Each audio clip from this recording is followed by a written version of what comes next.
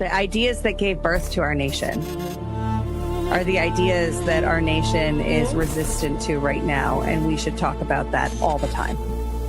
In a world where narratives are shaped by corporations and gatekeepers, independent voices matter more than ever. Badlands Media brings together citizen journalists, researchers, and independent thinkers. The truth is triggering. Question the narrative.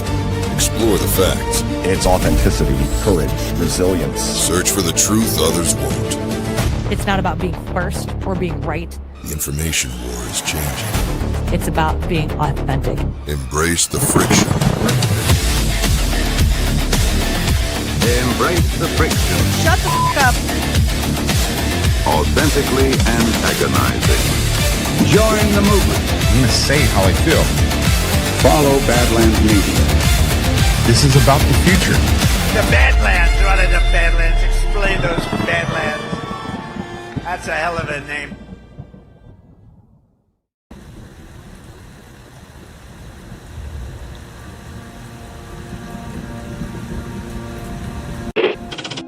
Mr. Vice President, I'm going off script again, I know, but I just want to personally thank you.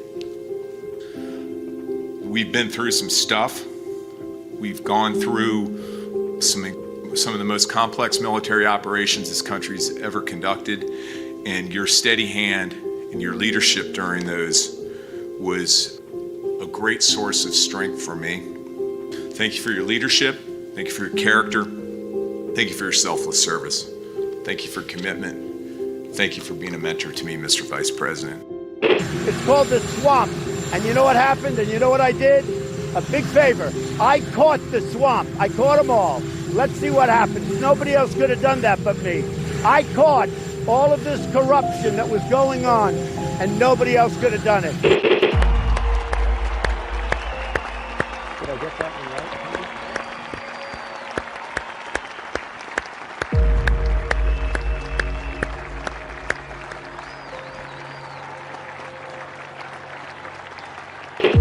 Every 4 years, we gather on these steps to carry out the orderly and peaceful transfer of power. Today's ceremony, however, has very special meaning, because today we are not merely transferring power from one administration to another, but we are transferring power from Washington, D.C., and giving it back to you, the people. For too long, a small group in our nation's capital has reaped the rewards of government, while the people have borne the cost. Washington flourished, but the people did not share in its wealth. This American carnage stops right here and stops right now. The forgotten men and women of our country will be forgotten no longer. From this day forward, a new vision will govern our land. From this day forward, it's going to be only America first. This is a president of the United States who is a danger to the Republic. America first. He knows he's an illegitimate president. The oath of office I take today is an oath of allegiance to all Americans. The great Trump recovery. America will never be a socialist country. I will fight for you with every breath in my body. Russia, Russian, pro-Russian, Russian, Russia, Russian, Russian, Russian, the Russians, Russian, Russia, Russia, Russia. And I will never, ever let you down. A dangerous virus is spreading rapidly in China, and U.S. officials are very worried that it could come here. This is really the worst attack we've ever had. This is worse than Pearl Harbor. This is worse than the World Trade Center. There's never been an attack like this. The time for empty talk is over. Now arrives the hour of action. What they're doing is using COVID to steal an election.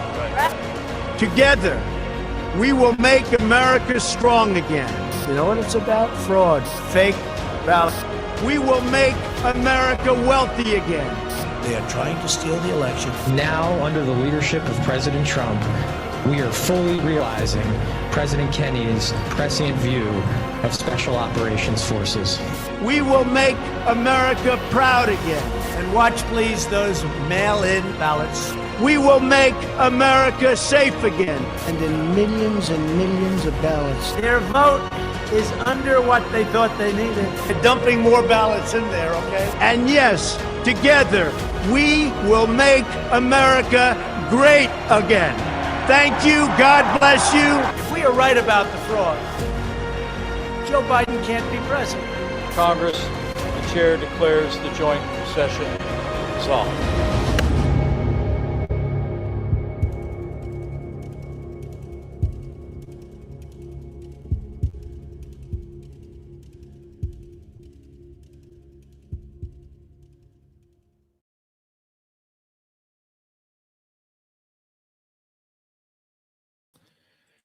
Well, good evening, everybody, and welcome to the Saturday edition of the Devolution Power Hour.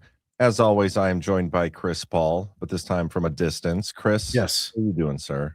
Well, I never felt so far away from you until right now, John. Yeah, it does feel like we have grown apart this last week. Yes, I love the setup. I'm literally talking to the guy that he got this couch from, so I can get the same thing because I want it. I'm jealous. But it looks a little weird right now with me being so big and you being so small. That's if I scoot back, maybe. That's what. Yeah, no, that's nice. There you go, John. That's a nice, healthy distance. Crunched down a little bit too, maybe. No, don't do that. About the same headspace. That's not good for your. That's not good for your back. That's okay. I got a headrest here that I can put down by my neck. There we go. Oh yeah. It's hard. I can't reach my keyboard here though. Don't you feel? Oh yeah, but you feel comfortable back there at least. I do feel pretty comfortable. Like this, it doesn't seem like we're so far apart now. Yeah. And so for the confused people in the audience, John's known about this little project I've had going for a month or so, or probably longer than that. But I just think it's like the best conversations in the world are had around tables where people are eating and drinking. So, and that was such a big part of my old life that I figured I would kind of reconcile those two things and build a little studio space around that idea. You know, it's funny you say that because there was an episode like 4 years ago when Burning Bright and me were doing a show, and he was like sitting there eating chips and salsa while I was talking, and like with his mic too. You know what I mean? Like it was so loud, and I like yelled, I was like, "Dude, don't ever do that again. Like just eat before or afterwards, or at least mute yourself." So yeah. Well, he's replaced that with the keyboard. Yeah, that's true. And then he yells at us now too. So he's definitely returned the favor. But anyway, it's been a weird week. Like it started off really hot. I was really excited about the week. We got some D class on Monday, some D class on Wednesday, and then the last couple days got a little more boring, at least for the things that interest me. But then now, like going back through some of the headlines, I think we have plenty to talk about. But I saw my first like Q account who's been telling us for like 10 years that, you know, trust the plan, everything. Like we know everything that's going on. Everything's gonna be good. Black pilling over what Trump is doing, I guess, which I thought was hilarious. I mean, maybe I shouldn't have even said that, but I did want to point that out because I thought I'm always called the black pillar. And finally it's by those people. And now finally it's one of them that's being called that by their own people. And I just think it's fitting how that comes around. Wait, so now they're calling out the black pillar? Yeah, that the struggle session begins. Oh man, yes. You hate to see the struggle sessioners struggle sessioned.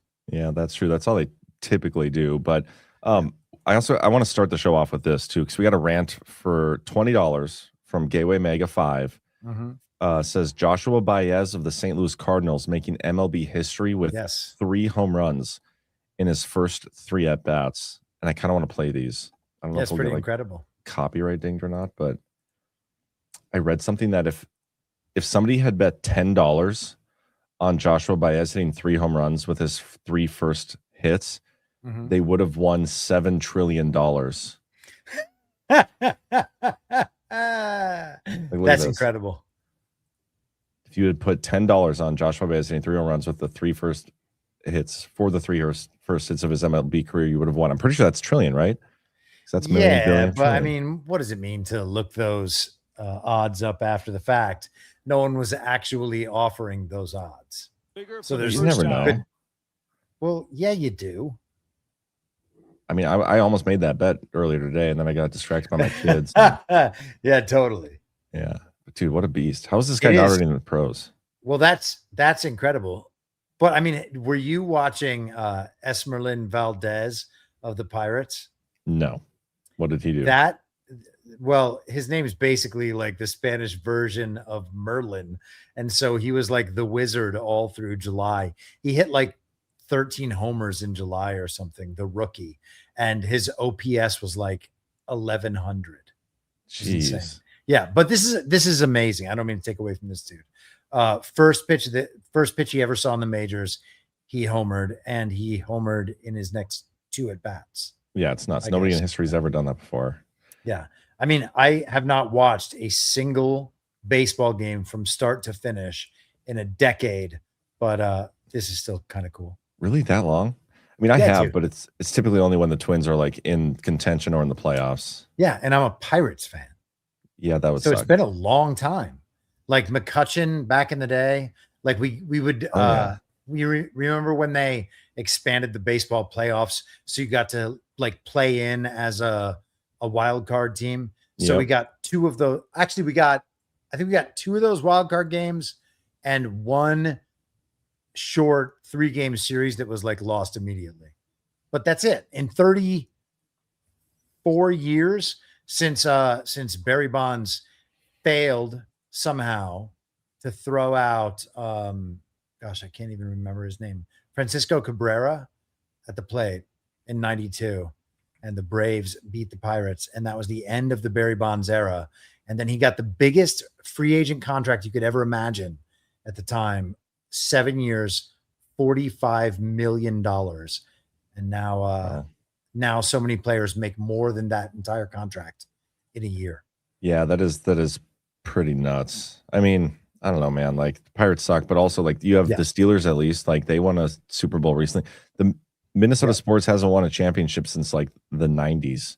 Dude, most people don't know that there are Minnesota sports. So that's fair. Hang in there. That's fair. But hey, NFL today, Vikings won the preseason opener. That's a great sign. I'm pretty sure teams that win the preseason opener, like 9 times out of 10, go on to win the Super Bowl. Absolutely. Yes. Yeah. So we're on the right track. Drew Aller kicked ass, I guess, a couple of days ago for the Steelers. So that's cool.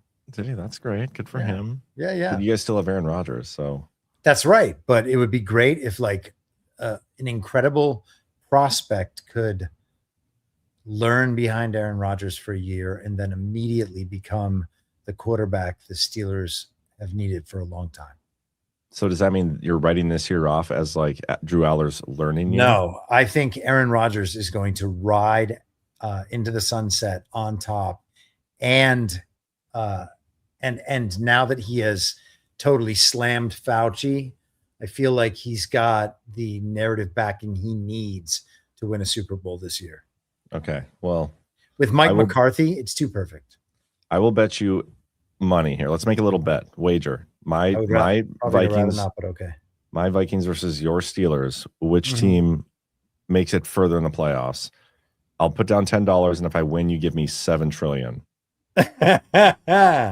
Yeah. Well, I feel safe even under those conditions that I would win, but I'm not going to ever be in debt $7 trillion to anybody. Well, I wouldn't actually hold you to that, but a nice little $10. We got to figure out our fantasy football thing, by the way. I know this is not a Devolution related start to the show at all, but we do got to figure that out. Is anybody screaming or tuning out yet? I don't think so. There's some good comments. Do we have those kind of metrics?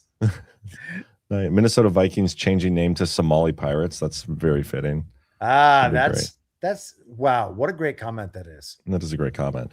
But okay, we can start getting into some of the actual content from today. But before we do, let's get a quick word from, let's see, who do we got for sponsors tonight? We got Soft Disclosure. Oh man, we got the awkward Rumble Studio Rumble Wallet ad. I thought I voiced my complaint, so I wouldn't have to get that one again, but Apparently Which that fell on. what makes it awkward? The fact that you have to like announce that you're doing a. Well, that is also awkward, but it's the part where it's like, all right, chat, if you want my attention, here's how you get it. Yeah. Just Yeah, little- like you're a strip club DJ and you're also the stripper. I'm never gonna be able to like think of anything else when I read that out. That is great. Okay, but we'll start with some soft disclosure. We'll get to the awkward rumble read a little bit later. So get yourself some soft disclosure. Softdisclosure.com, promo code FRESH.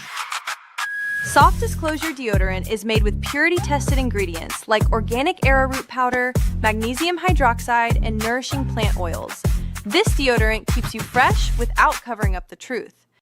Activated charcoal works like a magnet to help draw out impurities, while green matcha tea brings antioxidant power to protect and calm skin. Aluminum-free, stain-free, and formulated to last up to 2 months of daily use. Whole bus fresh, no steak on me.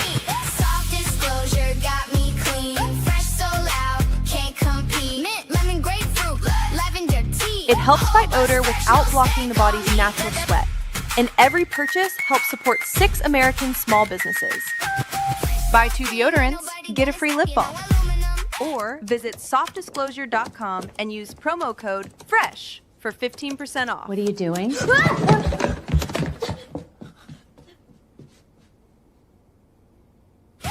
disclosure got me clean. Fresh so loud, can't compete. Softdisclosure.com, promo code FRESH. Get yourself some of the best smelling and softest skin around.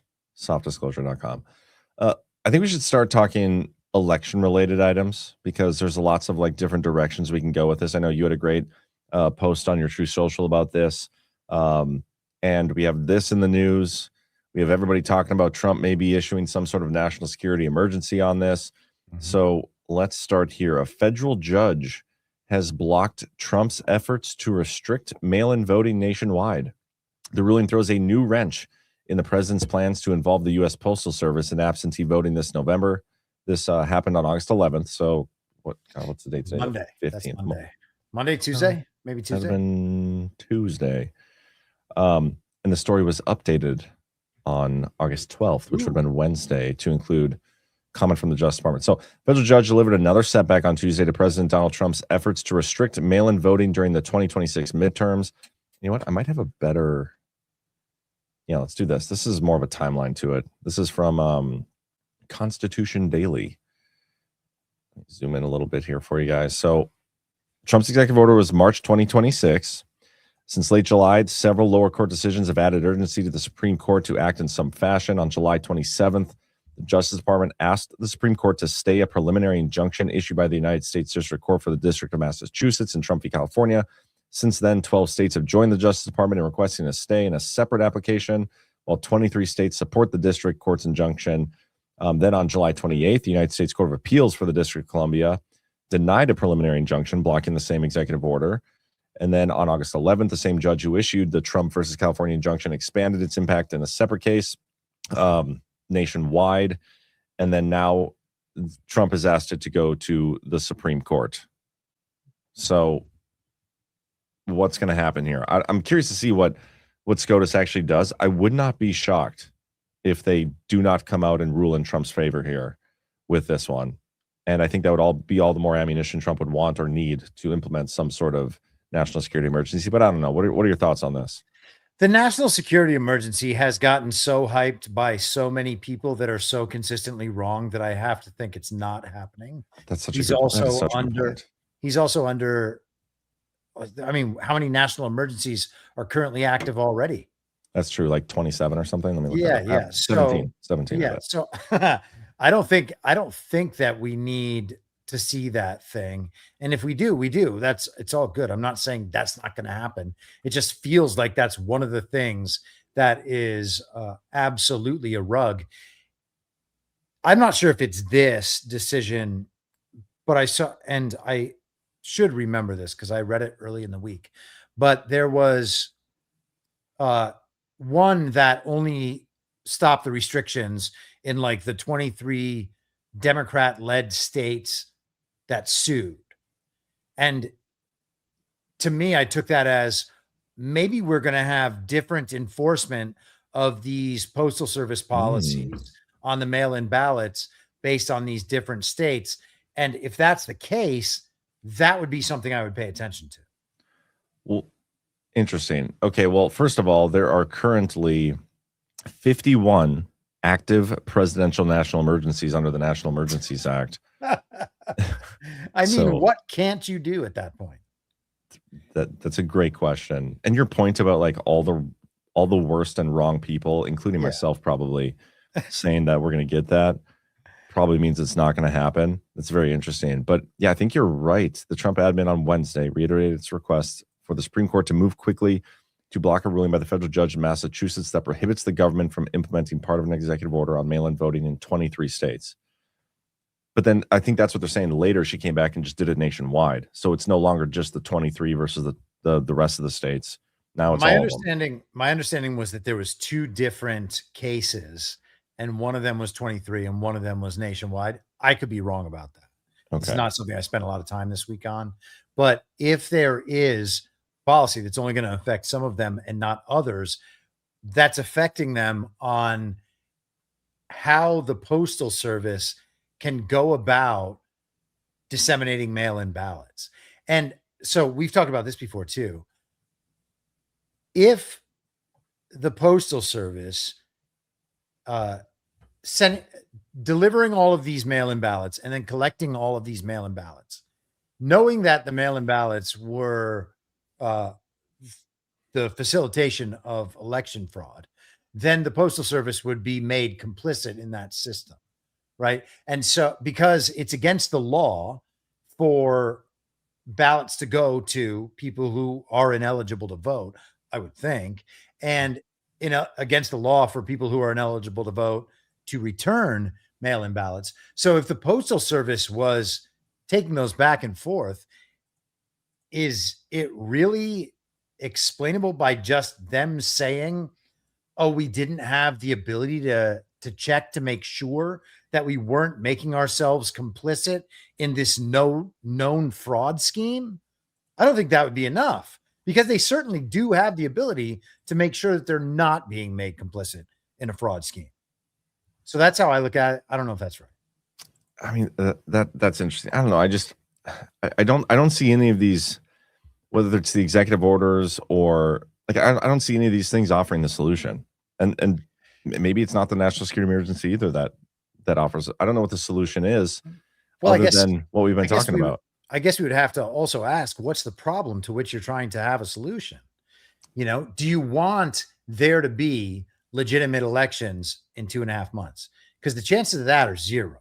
Yes, I agree Right. with that. A national emergency is not going to make those elections real. It No. might be part of the catalyst to canceling those elections, Which but it's would be certainly great. not going to make them real.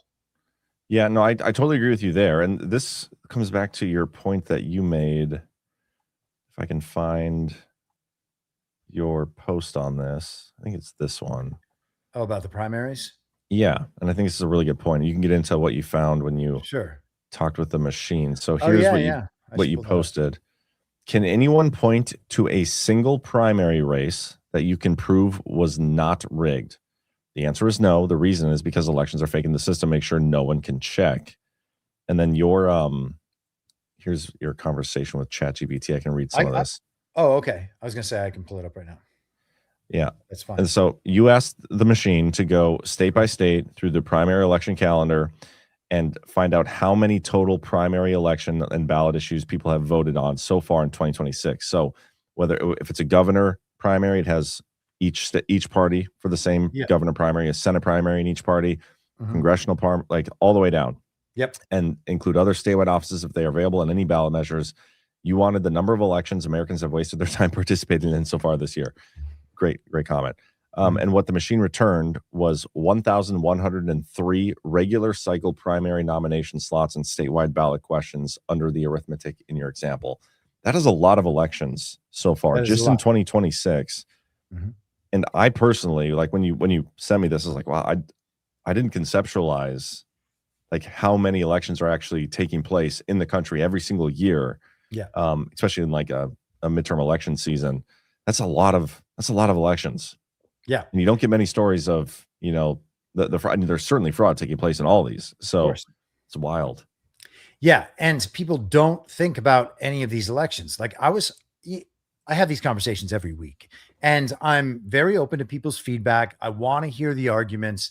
There is no argument that I have not yet heard. And I have tried to methodically respond to every one of those arguments and prove my case against every one of those arguments. And I think I've been pretty successful doing it. Okay. So there's not new arguments that I haven't heard, but I'll hear the same arguments over and over again, that we know that this election was rigged, this election was stolen, or this election was rigged, this election stolen, down the list, but elections are still not fake. Because theoretically, if it wasn't stolen in this way and this way and this way and this way and this way, and there's 1,000 different ways they're stolen, so of course they are stolen whenever they want. But if it wasn't like that, then otherwise it would be a real and legitimate election, because we're all participating in it, and they count our votes, and whoever has the most votes, that's who they award power to. But that's not true. None of that is true going all the way down. And people believe that they can pick out when something is wrong with an election. But the point I'm making here is that no one checks. It's 1,100 elections this year, not counting the local levels. I mean, and listen, I have not gone through to check the machines work, but all of that sounds totally plausible and accurate. Yeah. Considering the number of states and the number of elections. We all know what the ballots in our local areas look like. Maybe in small areas, there's 20 things to pick, or 15. And in a state like California, you got like 80 on the ballot, or Texas. Yeah. And that's each party has that many candidates, like for each little office. Like, it's crazy. Right. Well, if you're a state like Texas or California, where you've got 40 or 50 congressmen on the ballot, those are statewide races, and you've got an election for each party in the primary. So that's, 45 congressional districts, double that, that's 90 races. There's a lot going on, and that's not even, governor, Senate, then the federal offices, the rest of it. So you can just count up whatever the elections are. There's so many of them, and no one checks any of them. And we know that the system is failed, and we don't check any of them, and we don't contest any of them, and we don't even raise our hand and say, hey, has anybody looked at that? We just go on to the next level so that we can vote in the fall about which one of those two primary candidates, the one on the left or the one on the right, which is also the left, we're going to pick.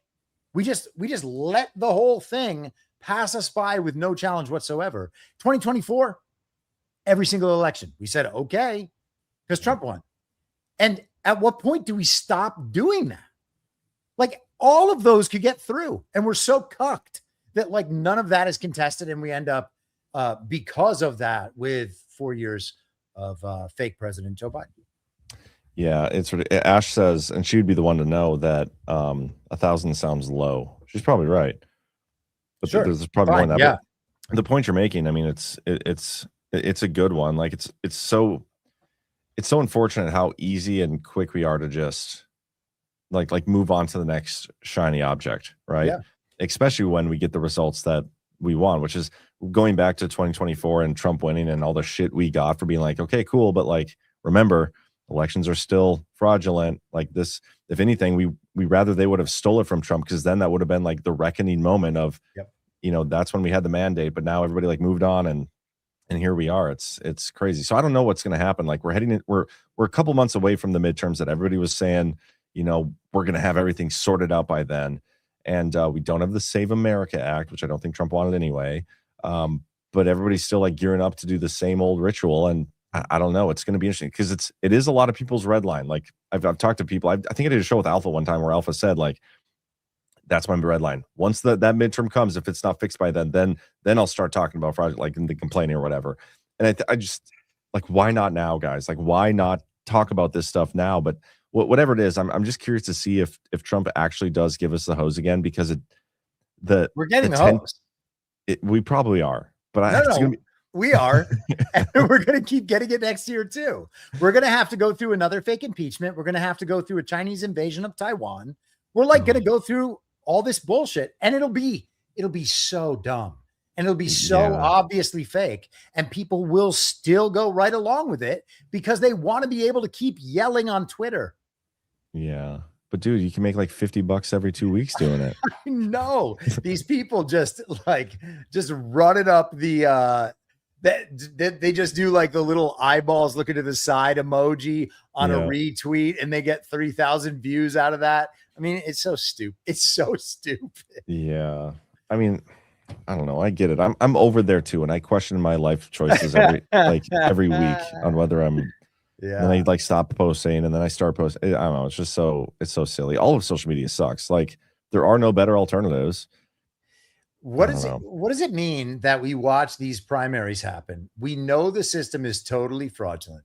We check on none of the primaries and then go vote for the people who literally just stole elections. They just were the beneficiaries of a fake election, and their punishment is that we vote for them in the fall so that like we don't succumb to the Muslim invasion. I don't know, man. I don't know what that means. Dude. It's crazy. But I don't like what do you really think Trump is like, we got to do the hose again? Yes, of course. Of course. And I don't, by the way, is Trump the ultimate decision maker on all these things?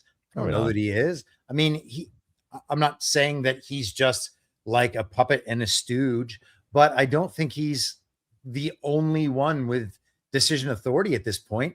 And if it was up to me and I had the goal of trying to incite the American people to seize back their personal power and their critical thinking and their individual sovereignty, I would keep going too. Yeah, because we're not there. It's not there. Man, you're so right. And that's just, I'm not even mad at you for being right, because like, that's great. I'm just already like, I hardly can't stand how people are going to respond.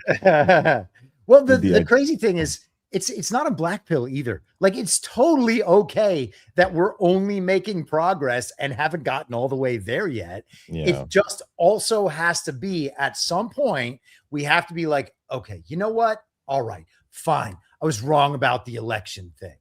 You know, it's so insignificant a thing to just move past. Everybody for their whole lives has known that the election system is rigged.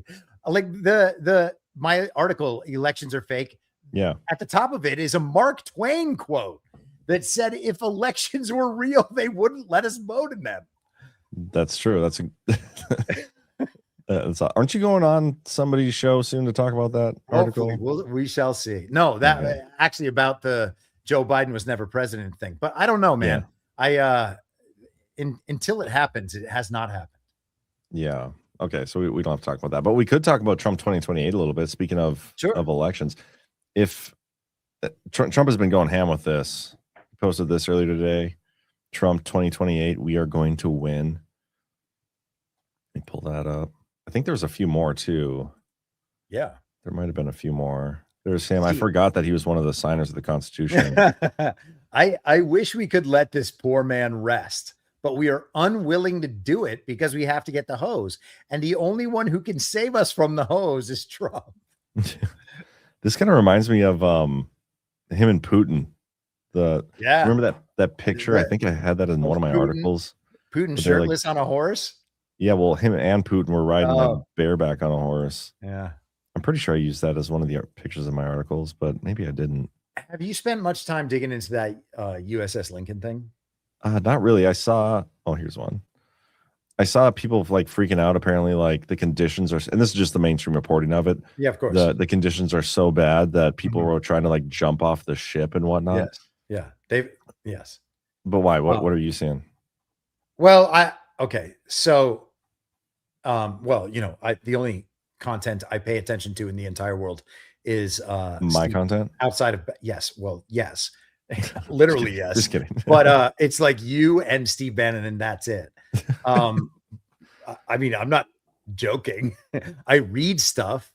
But anyway, so he's been talking the last 2 or 3 days. I can't remember when that story came out, but he's been having, of course, military people come on and discuss the issue. And so obviously to the extent, nice picture, to the extent that it is real, it is being overplayed for certain. But I don't believe it's real. Trump's response to it. Did you see that yesterday?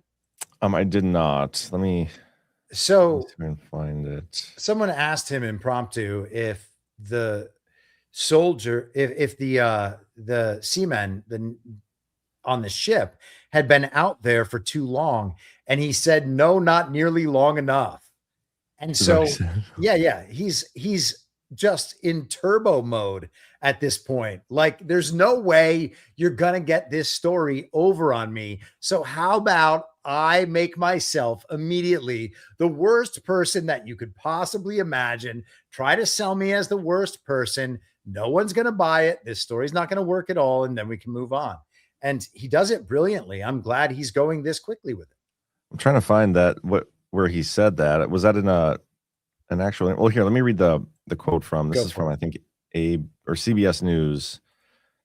CENTCOM chief, and this was today, met with troops aboard the USS Abraham Lincoln. Commander of the U.S. Military Central Command, which oversees U.S. military operations in the Middle East, visited with service members aboard the USS Abraham Lincoln as part of a 10-day trip to the region. Brad Cooper met with sailors and Marines on the aircraft carrier, during which he addressed the entire Lincoln team and thanked them for their tremendous dedication and courage. The Lincoln, which has about 5,000 service members and is based out of San Diego, has been deployed since November 2025, first in the Pacific and then to the Middle East prior to the Iran war. U.S. military vessels are normally deployed for about 6 months. Are we normally are they deployed when we're in the middle of a conflict for only 6 months? Because that seems low.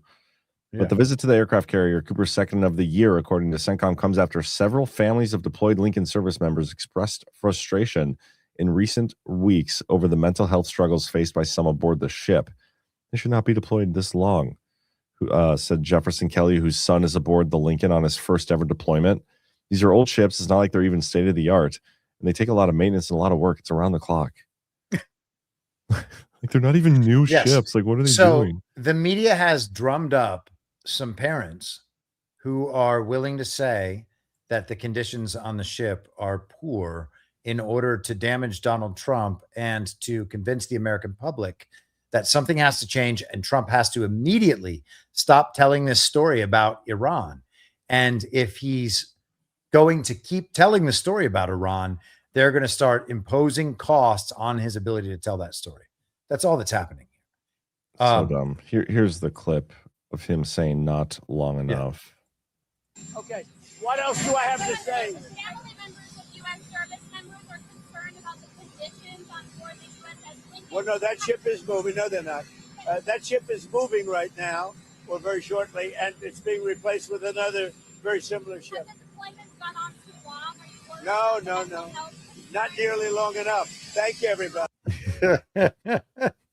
And so I guess that so far the Ford, the Bush, and now the Lincoln have been there, and those are rotating out, and the Washington is rotating in. So I think that we're moving back through presidential stages, and eventually we'll get all the way back to the beginning, and we can date fag on that, everybody. Is there a ship called the Washington? Yeah, that's what's being cycled in. That's what's being reported to be. At least that's what CNN said. And, far be it for me to suspect that CNN is telling us the truth about that. But that is one of the sort of contingent facts that we will see replicated in stories in the future. Yeah. Speaking of the Hormuz Strait, we have this clip from Trump. Yes, he's enacting the Monroe Doctrine. Yeah, that was the dumbest thing I saw all week. So there's a group of people out there that were like, we were talking about the Monroe Doctrine on August 12th. And then on the 13th, Trump said, we are going to take the Hormuz Strait to declare it a U.S. territory, confirming we're over the target. It's like, dude, the Monroe Doctrine is a Western hemispheric specific doctrine.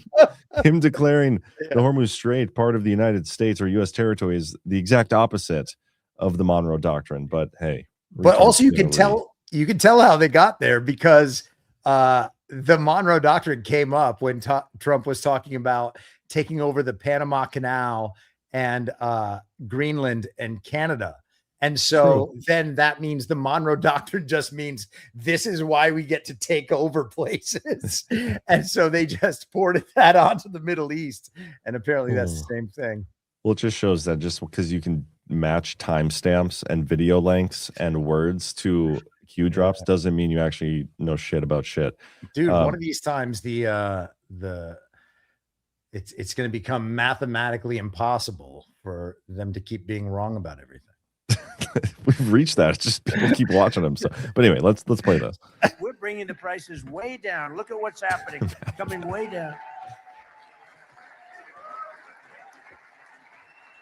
And after we finish defeating Iran, which is being very badly defeated, pretty soon I'll be declaring the Hormuz Strait a territory of the United States.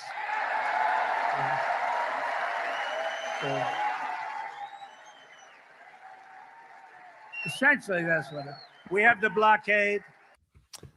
And I'm pretty sure Iran came out and was like, no, you can't do that or something. let me see if I can find it. Oh, man. Dang it, I had the quote up. Iran was like, you cannot declare it in a tweet or something. But this whole thing is just so stupid. It was like sending mean tweets to each other. We cannot take over our waterway in a tweet. Wait, do you have Schrodinger's Strait up? Or did you forget to do the rest of that? Kirill Dmitriev? No, from that article I sent you yesterday. And didn't you say that like months ago? I did, but I couldn't find the clip of when I said it. That's the thing. Oh, man. CNN headline yesterday in the morning. You know, I do daily with Brian on Fridays, so I want to make sure that I'm like up to date on what we're being told is happening in the world. And that CNN article just cracked me up immediately. Here, I'm going to send it to you in our private chat so I can pull it up. Okay. On my computer. Okay, here we go. The new normal, how traffic through the Strait of Hormuz is adapting to war. But wait, shit. Oh, no, sorry. Never mind. It's right here. Yeah. Okay. The Strait of Hormuz is no longer simply open or closed, and ships have several options to cross the critical waterway. And the joke being Schrodinger's Strait. I know for a fact, I said this on a show at some point. I don't know if it was my Daily Herald show. I don't know if it was a show with you. I tried looking for it. I could not find it. I will give a free virtual GART ticket to anybody who can find that clip of me saying it, because I know I said it somewhere. And I ran out of the will to search for it myself. So the fact that it is both open and closed at the same time is funny. And in some sense, it's true by the way they use these descriptions. But the fact that it means anything at all is an indication that those terms are being used in relative ways. Okay. Open means one thing, closed means the other thing. That's a binary. And so if it's open, if any ships are getting through, then it's open. It can be open at reduced capacity. It can be open to certain people and not to others. But one thing it's not, while it's open, is closed. And we have that relationship between like all words now, because our conceptual reality has been constructed by people who are moral relativists and also factual relativists. These people will use words to mean anything they want at any time, always. So you just have to step out of their paradigm and say, hey, is that thing open or closed? Oh, it's open. Okay, so every time they call it closed, I'm going to know they're lying and then figure out why they're lying, because they're not even using the word by its definition. Well, okay, so there's so many different directions I could take this, because Trump himself has contradicted himself on whether the thing is open or closed. He has contradicted Iran. Like those two, them, like they keep going back and forth over who has control But that's funny in and of itself. Like Trump's like, we control the Hormuz Strait, and Iran's like, no, we control it and it's closed. And Trump's like, no, I control it and it's open. And they're like, no, we control it. Like they're contradicting themselves on who controls it and whether it's open or closed all the time. Nobody in the media knows what the hell is going on. Nobody in our audience, nobody online, nobody reporting on it has been there to see if anything's open or closed or whatever. The whole thing is just stupid. It's also stupid. But yes, you're right. They are completely inverting the definition with everything. Yeah. Remember when they removed words from the dictionary was that during COVID? Yep. And they redefined vaccine, and all of a sudden man means sometimes woman now. It's a language trick. And you know, to get mad at like liberals or Democrats for doing that trick is retarded, because we are in a one-party state that they tell us is a two-party system. We are in a controlled global command economy that they tell us is a free market. And you can go down and look at every single part of this weird abstraction that is layered over our reality. It's like this symbolic space, this simulate. I mean, this is Baudrillard in some sense, but kind of, you know, my application of those ideas to what we're actually dealing with now. You can see it in reality. They are lying about what the thing is, and then telling us, well, it's either this or that. And so we're like either 51-49 on one side or we're that on the other side. And that's the big divide in the country. But it's only one thing or the other. It can't be just a little bit one thing. It can't be a matter of opinion and who's right. We've been conditioned out of just saying what things are. And it's pervasive that we don't question it. That makes me think of, there was a post today that Hans Monschke put up. No, let me just pull it up and see if you can figure out what I hate about this post. Okay, here we got. So this guy Terry Moron, it's probably pronounced Moran, but I'm gonna call him Terry Moron. He's finally coming clean about ABC killing his lab leak story at Fauci's behest, but he is 5.5 years too late. Yes, I understand that speaking out might have cost him his job, but there are moments when the obligation to tell the truth has to outweigh career considerations, especially when you have accumulated enormous influence, wealth, and professional security as a national television figure.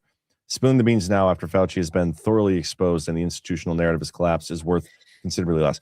This fucker, pardon my French, like, is he saying there are moments when career considerations outweigh the obligation to tell the truth for journalists? Like, is that what he's saying here? Like, what the hell is going on? Yeah, that's the agreement, that they're all operating on those terms unless it gets serious enough that you just have to tell the truth. Oh my gosh. The Boom Diggity says 2824 Schrodinger straight, and then she sent a middle finger clip. I think you sent the wrong link, Boom Diggity, but that was very generous of you. Can you resend the link? Anyway, sorry, what did you say? Oh, I don't remember. I got interested in that link. I did too, because I thought she found it. Oh, I was talking about Hans Mankey and oh yeah, I was just saying that their normal paradigm is that they are concerned primarily with career considerations, but then if it gets serious enough, you have to tell the truth at that point. And all of these people believe that they would do that, despite the fact that they have not done that. And I would include all of these people in that. They all pretended that Joe Biden was a real president for the last 5 years, or 4 years, sorry. And well, they've pretended for that long. I mean, Joe Biden obviously was not president for five years, but they pretended he was a legitimate president. And all of their analysis reflects a presumption of Joe Biden's legitimacy. It's so stupid. We could listen to this clip. I mean, Fauci was definitely in the news this week with all of his text messages coming out. I don't know all of these mea culpas from journalists of the time just seem like the smallest possible limited hangouts so that they can be immediately reaccepted into the mainstream as one of the truth tellers, because the people online are like, wow, thank goodness for Terry Moran finally coming out now and telling the truth. And so he'll go on a bunch of talk shows. He'll go on like Joe Rogan or Dave Rubin or some all-in podcast or something, because they'll want to talk to the new truth teller, and they'll all justify this guy's presence continuing to tell us what's going on in the world. It's ridiculous. It's just he learned his lesson over and over.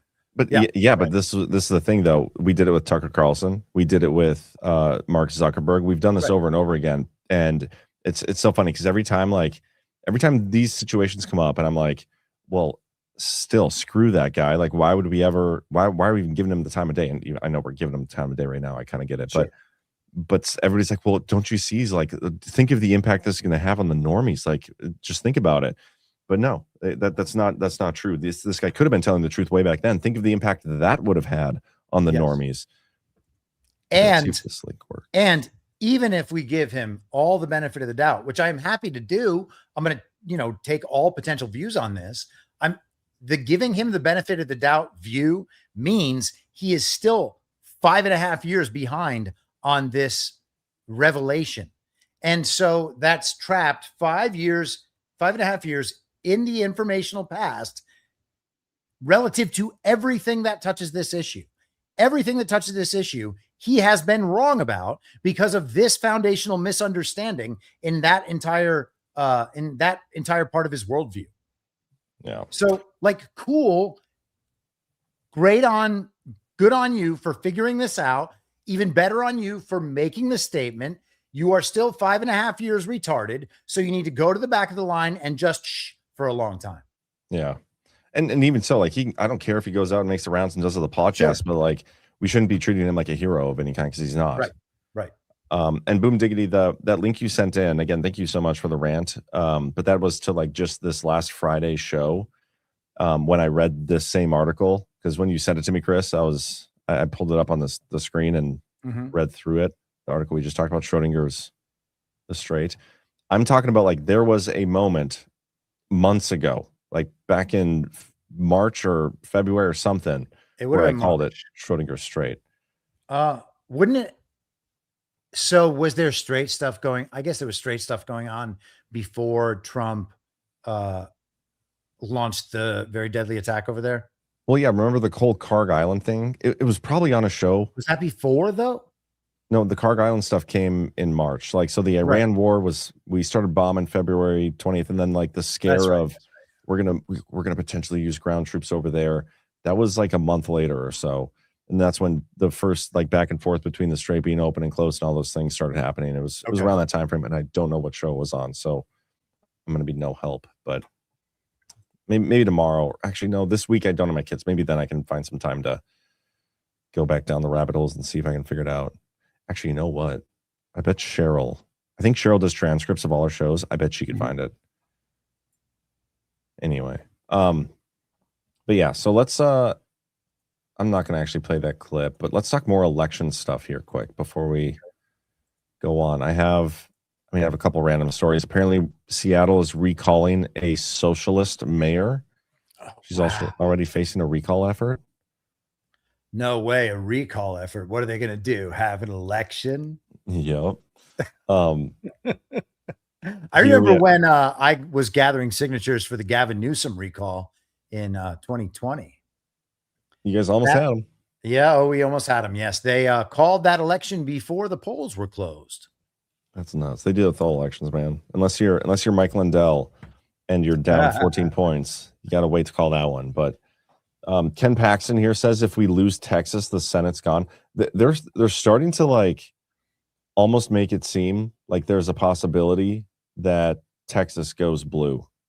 Oh yeah, and I think that's a little silly. Well, maybe they're trying to make it easier for enough Republicans to flip in a fake impeachment. That's definitely what they're trying to do. Yeah, but yeah, I thought that was. They're trying to preserve the uniparty construct and also successfully pitch to the country that Donald Trump is really being impeached by these losers. Yeah, hold on. I have more elections where I just got to find where I put them. Not that Ken Paxton is a loser. I'm not saying that. Yeah, I'm just saying. Haven't what you are you going met to get him? in fake elections? I have, yes. Yeah. Well, here they have polls. Paxton and Talrico. Tell you the truth, man. Ken Paxton does seem like just a down to earth guy. Yeah, never meet your heroes, Chris. So it's been well, told. he was never my hero. I just had a nice time meeting him.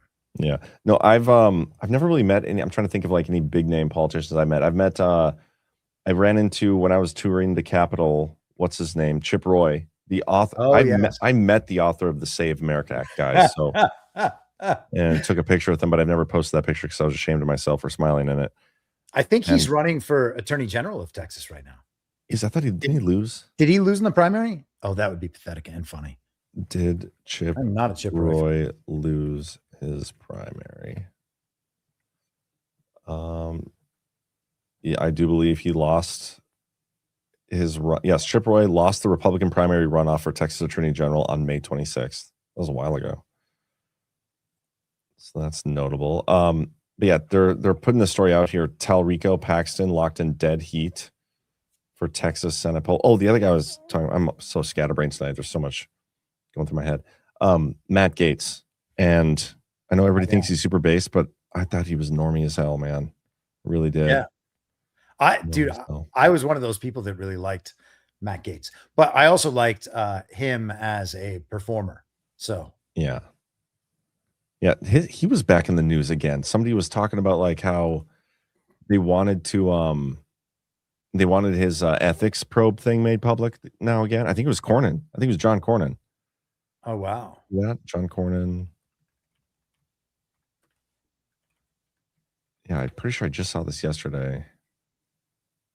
Or maybe that was an old one. Yeah. Oh, whatever. But yeah, so anyway, Paxton, Talrico, they're trying to make it seem like they're locked in a dead heat. I feel like they do this every year with Texas, though, so maybe this is nothing. Maybe. But elections are fake. Yeah, true. I mean, if you were the Uniparty and controlled elections and you were trying to get the country to buy that Donald Trump could successfully be impeached and removed from office, and if he tried to stay in office, he would actually be the awful authoritarian dictator with the military behind him that we've all been told to fear for our entire lives. If that was your goal, and having James Talrico win the Texas election was your path to getting there, you would absolutely do that.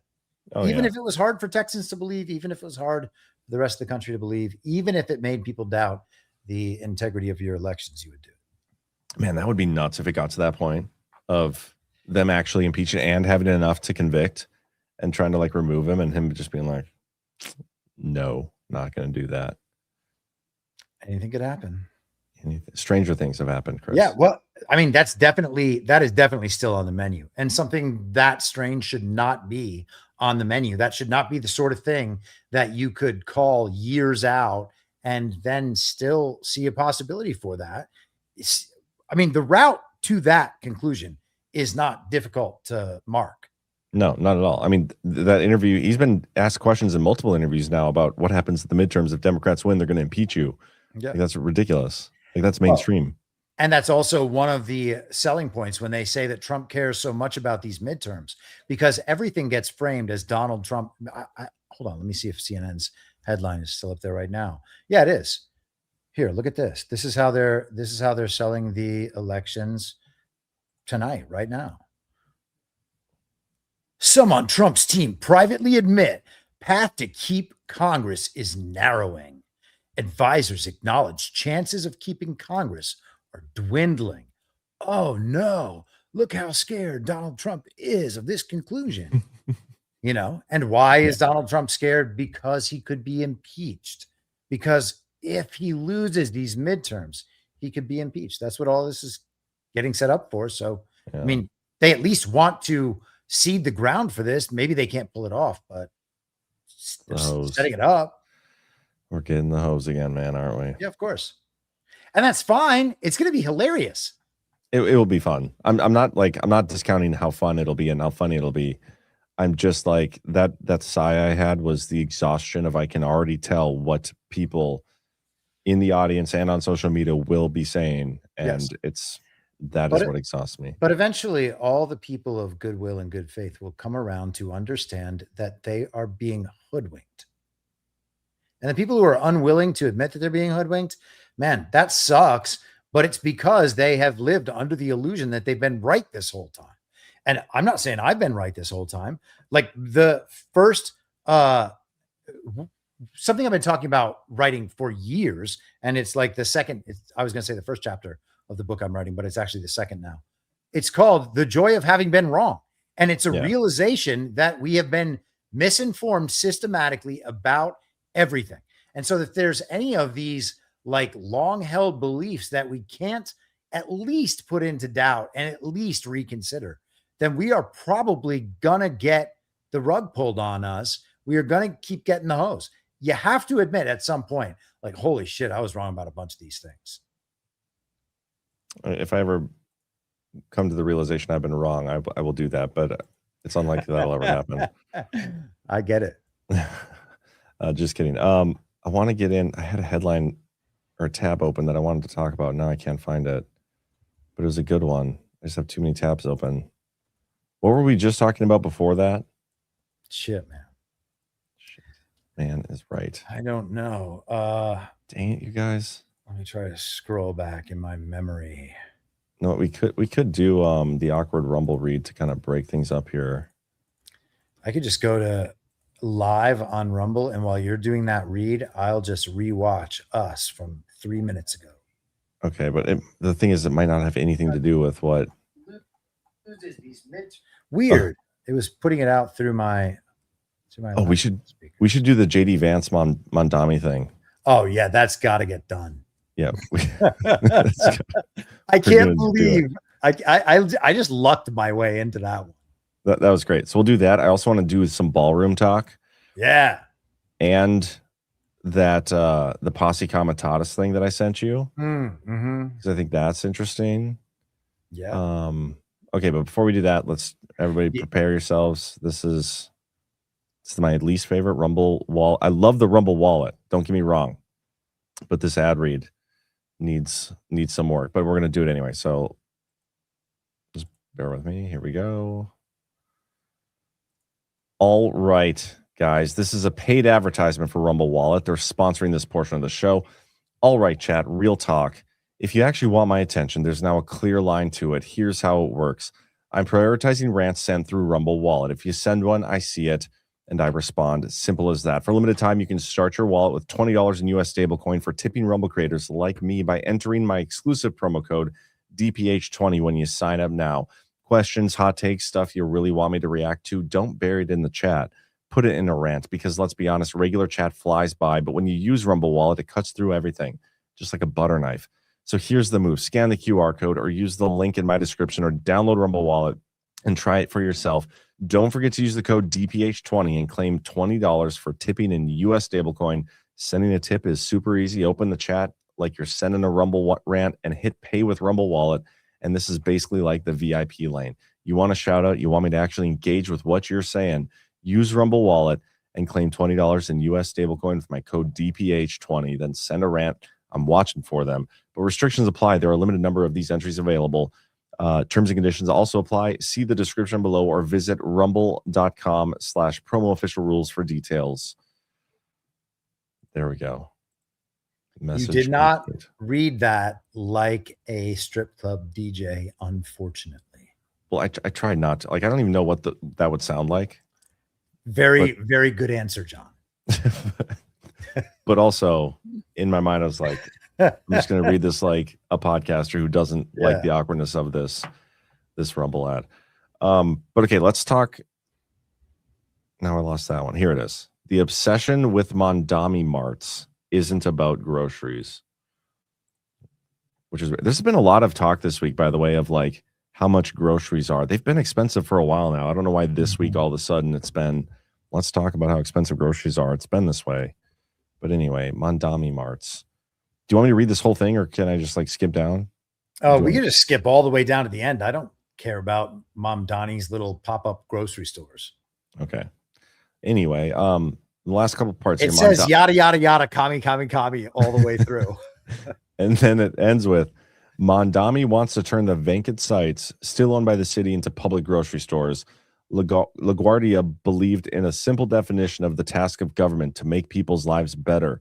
Mondani said last month. I always want to call him Mondami. I just realized I've been saying it. It's Mondani. Yeah.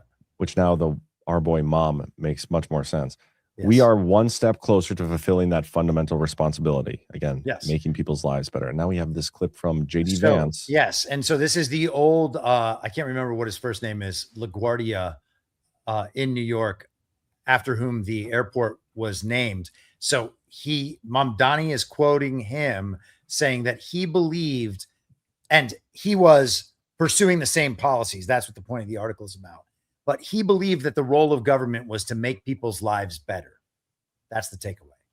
Okay. And that's Fiorello H. LaGuardia, which was New York City's mayor from 1934 to 1945. He was apparently a reform-minded lawyer and politician known as the Little Flower.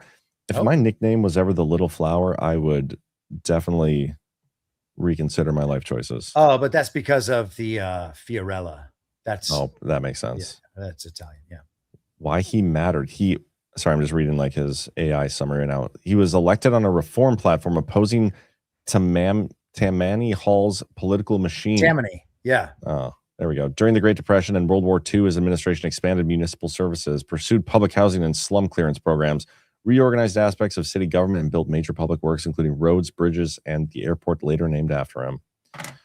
Sounds like a lot of big government for the Little Flower. 100%. But okay, let's watch this video. This is our Little Flower right here, JD Vance.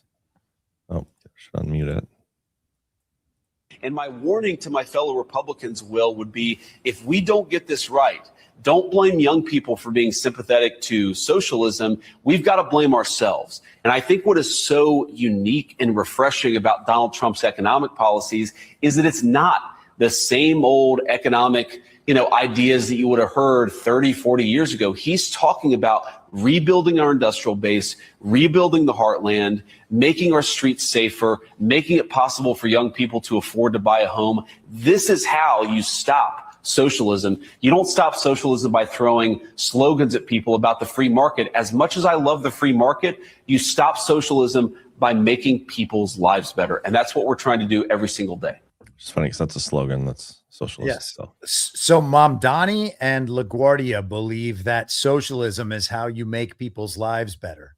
The government pursuing socialism is how you make people's lives better. And JD Vance says that the government's role is making lives better, but the way you do that is by not pursuing socialism. Okay. So which is it? Yeah. How do we know? So you've got the same understanding of what the government exists to do, and you're going to do it different. Got it.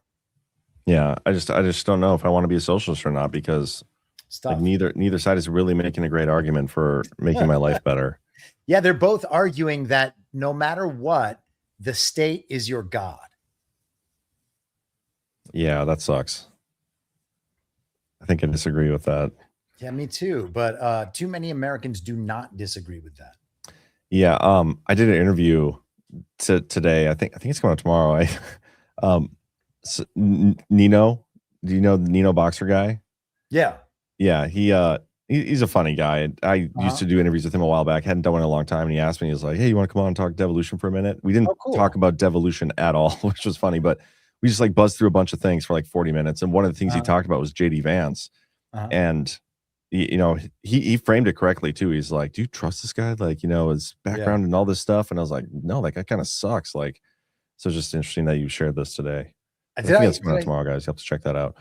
Did I say this to you last week about how, Obama he kind of separated himself from the rest of the Democrat Party when he was running for president in 2007, when he first started running in the Democrat primary. He separated himself by being the one who did not want to go into Iraq. And now we have the uniparty right, Barack Obama, separating himself by being the guy that did not want to go into Iran. Yeah. Speaking of Obama, this week I've noticed that him being illegitimate is like making the rounds again, like because of the election fraud that took place in like his primary back in 2004 or something. Oh yeah. The guy went to jail for. Do you remember that? Yeah, I saw the CNN clip and they were all calling it Indiana. And even David Axelrod, the guy that ran that campaign, didn't realize it was Illinois. Yeah, that's hilarious. This Phil Scarborough, our boy Phil, oh, nice. had this up. Let me play play this clip quick. News at 11. But it was more than just him sharing this, by the way. I saw like this on multiple occasions, different accounts, different corners of the Twitter sphere too, talking about this. I thought it was interesting. Guilty on all counts. A jury convicted Butch Morgan and Dustin Blythe of forging signatures to get Barack Obama and Hillary Clinton on Indiana's 2008 primary ballot. Morgan headed up the St. Joseph County Democratic Party, and Blythe worked in the registration office. WSBT's Rachel Lake was in the courtroom when the verdict was read. She joins us now live in the newsroom. Rachel. Yeah, it took the jury just 3.5 hours to reach a verdict. And in the end, the prosecution came out the winner. It's been a long ordeal for a lot of us. And they were calling it Schrodinger's War. The jury found even back in March, remember, Trump one day petitions from the 2008. Anyway, you get it. I won't play the whole thing. But yeah, that just got brought up today because, oh, here's a conversation Skeptical found. And that's Bernie Bread. I said it before Bernie Bread did. It's further back than that. But that's a good find. But I said it before that. Yeah. Anyway.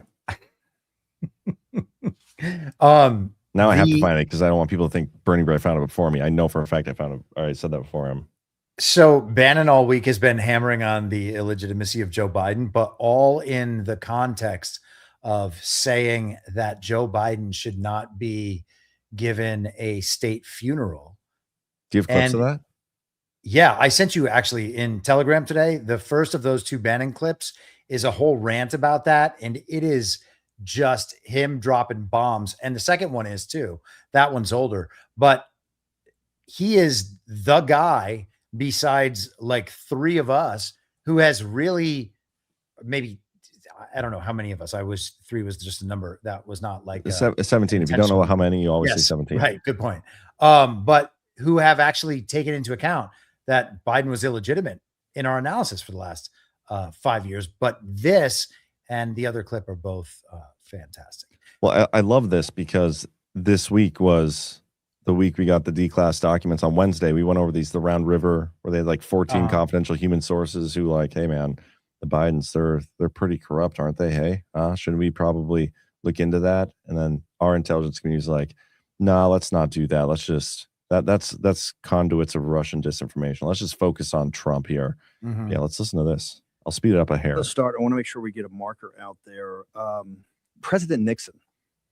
And it's the debate whether it was kind of approved as a state. And if you want me to stop at any point to comment on anything he says, let me know. But President Nixon had his funeral service and was buried in the backyard of the little house they had in Yorba Linda, California. I think his father was a grocer. Did not have any of the pomp and circumstance or the ceremony or any of the gravitas or the nation mourning in the nation's capital, in the Capitol National Cathedral. None of it. President Nixon had none of it. And some people say President Nixon didn't want to do it, didn't want to come back to the swamp, hated these people, but they weren't prepared to do it anyway. Joe Biden, we have to be consistent here. And look, for the Biden family and for Hunter Biden, and obviously it's having a huge impact on that family. They look like they're very close, or they appear to be very, very close. And of course, when prostate cancer spreads, it's incredibly painful. And so I'm sure the family's going through some very difficult times today and over the next few days. But we have to face a reality check here. We have to be consistent. We said at high noon on the 20th of January of 2021, when President Trump left that tarmac at Andrews and they had the 20 people there in the big circles out there. We had just finished the broadcast for Real America's Voice, the Morning War Room. It was picked up after that because the whole thing was disgusting. He's illegitimate. They stole the 2020 election. He is not and never was a president of the United States. How do I know that? Look at the row of the presidents in the White House. No photo of him. It's an auto pen. I know that's a little bit tongue in cheek, but the reality is there's no picture of him among the honored dead of our presidents. Joe Biden was illegitimate. Worse, he helped coordinate with the people of his illegitimate regime an invasion of the United States of America of 20 million people that we're every day fighting about. It's torn the country apart, and it's going to tear the country more apart when we start forcing the mass deportations. The fun stuff hasn't happened yet, folks. That's on Joe Biden's watch. Joe Biden did that as an illegitimate president of the United States. He's guilty of treason. Under no circumstances should Joe Biden have a state funeral. Impossible. How can you possibly honor somebody that is a traitor, that illegitimately stole a presidential election, and the railhead of all our agony is back with Joe Biden? We have to be consistent. He's illegitimate. He was never elected. The election was stolen. We know now the Chinese Communist Party helped him and other dark money sources, mail-in ballots machines, you pick them. He's illegitimate. And the illegitimacy was for a reason. So they could work with our enemies to flood the country with illegal migrants, asylum seekers, illegal aliens, you name it, 20 million on his watch.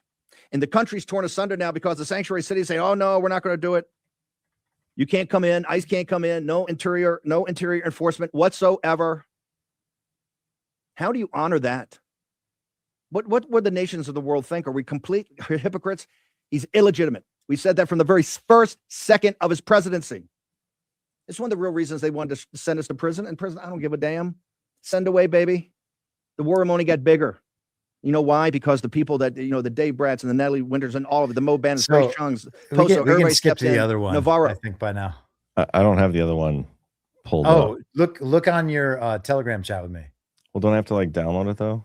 Yeah, which takes what, 2 seconds? Well, it might take more than that. Dude, just put it on your desktop. I'm working on it. My computer gets weird when it downloads things from Telegram. It freezes for. Well, let me do it. Seconds. I could do it. I don't even know why I'm having you do it. I could do it. I was wondering the same thing. Sorry. Here we go. And now I'm in the background trying to prove that I said it before Burning Bread did, because that's not something a reputation can handle. This is from November 1st of last year. Railhead, you had Crossfire Hurricane 2025, in 16, yes.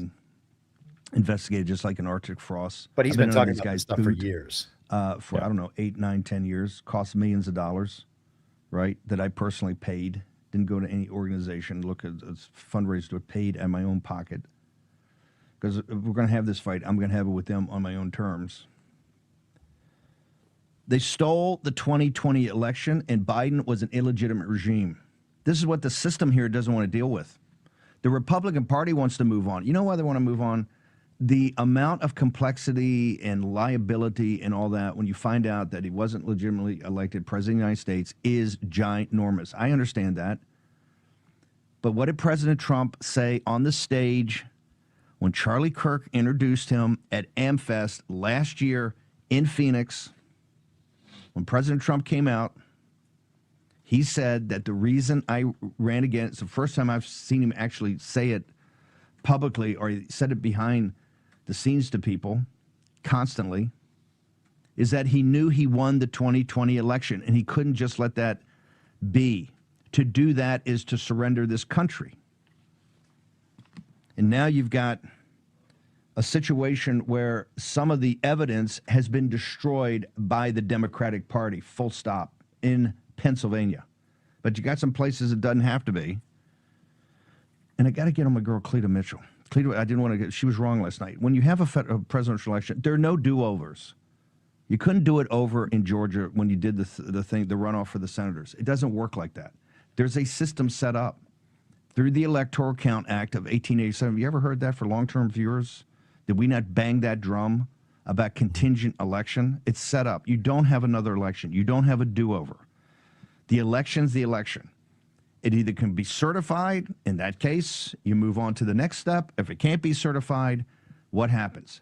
It goes to the House of Representatives, and they have you vote by state party delegation. There are 50 votes for the 50 states. And you vote as a delegation. In other words, if your delegation, well, like what they want to do in Virginia now, but what they want to do Virginia in the future, 10-1, Virginia, Virginia votes for, Biden or votes for whoever. Ohio votes for Trump. It's by state party delegation. The majority of that state party delegation would vote for it. Of course, Liz Cheney, being a delegation of one up in Wyoming at the time, would probably vote against us. Jamie Raskin pointed that out on TV one day. He said, Bannon hadn't thought of that. No, we had thought of that. We still win. But you have remaining Georgia, Arizona, and Michigan. And that's enough to get you below the 270. So, he's been saying it the entire time. He's been right the entire time. He's still saying it now. And now he's using the not yet announced death of the entity we know as Joe Biden to be kind of the conduit explainer layer of the total illegitimacy of Joe Biden's presidency, because the auto pen isn't good enough. And we said that, immediately as soon as they started talking about the auto pen. This is an explanatory layer so that the country can come to terms with the fact that the things that happened under Joe Biden's fake and illegitimate presidency are not valid and are already nullities, and that none of them have to be respected or obeyed. None of them matter at all. And then what does it mean, by the way, that all your favorite influencers took a week of your time a couple weeks back to talk about Anthony Fauci's pardon? What a joke that layer of analysis is. Totally agree. I wonder if Joe Biden's like gonna die soon or something. Like, that dude ain't alive.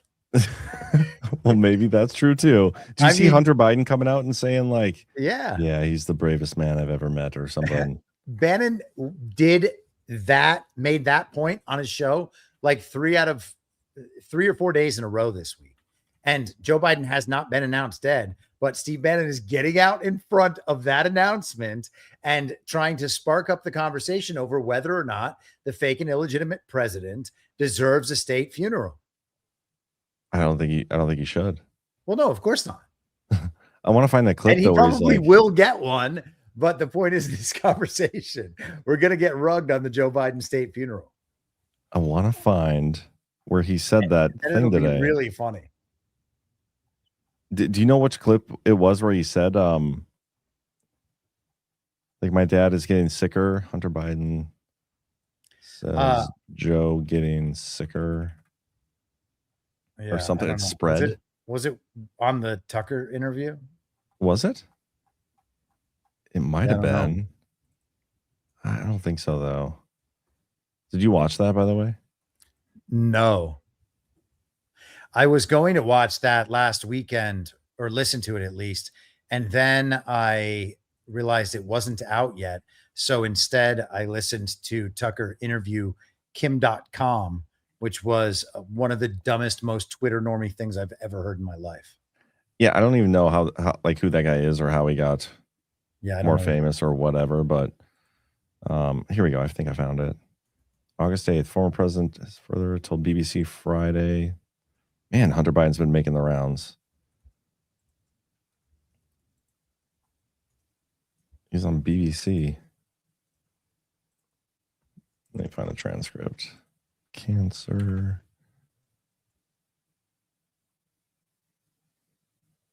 Oh, man, this is long. I don't know. Oh, let's go here.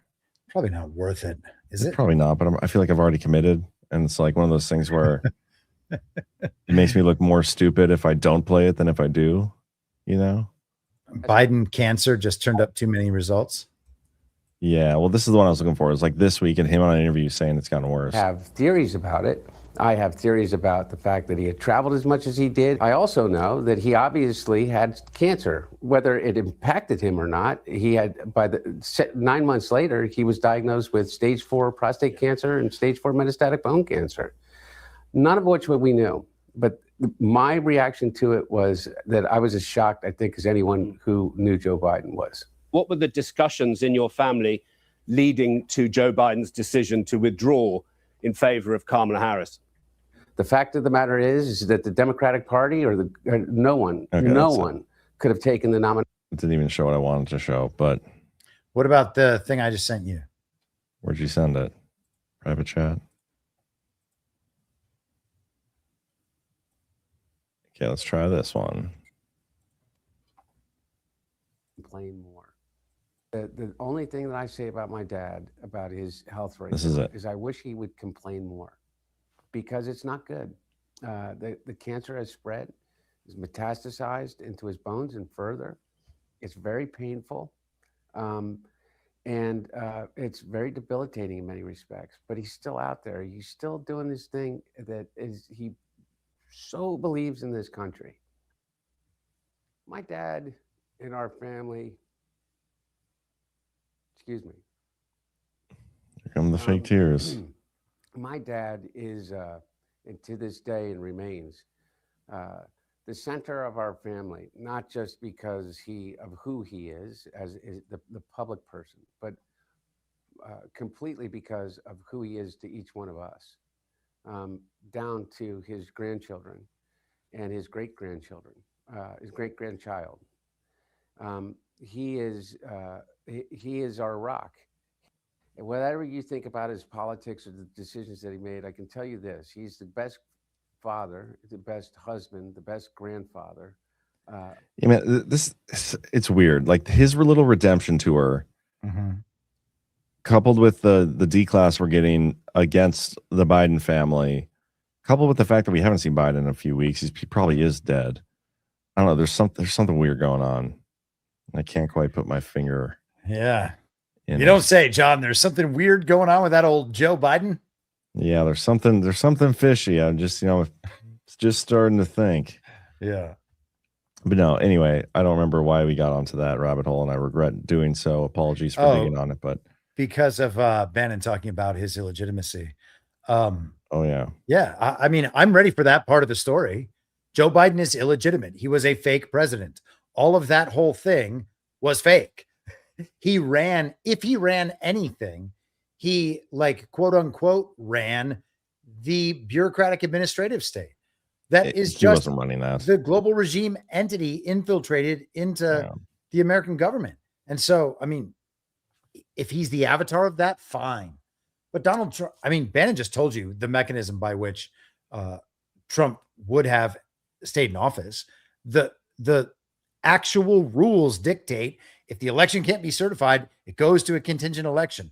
Trump would have won that contingent election. 100%. So if Trump then steps away and puts the government into devolution, a continuity of government program, and then allows Joe Biden to be the avatar of the administrative state while the administrative state keeps functioning, well, okay, that explains what we saw. We don't need to pretend that Joe Biden actually won an election and that all of that stuff was real and that Trump has to use the system to take each and every bit of it apart. No, the thing was fake. Sorry, you got hoodwinked. There was another way to go, and many people did not go that way. Has Bannon ever talked to Devolution, or has anybody ever talked to him about that? I've certainly on a show. No, I don't think so. Oh, no, not on the show. No, that would be interesting. I would love to. I mean, that maps onto what he was just saying there.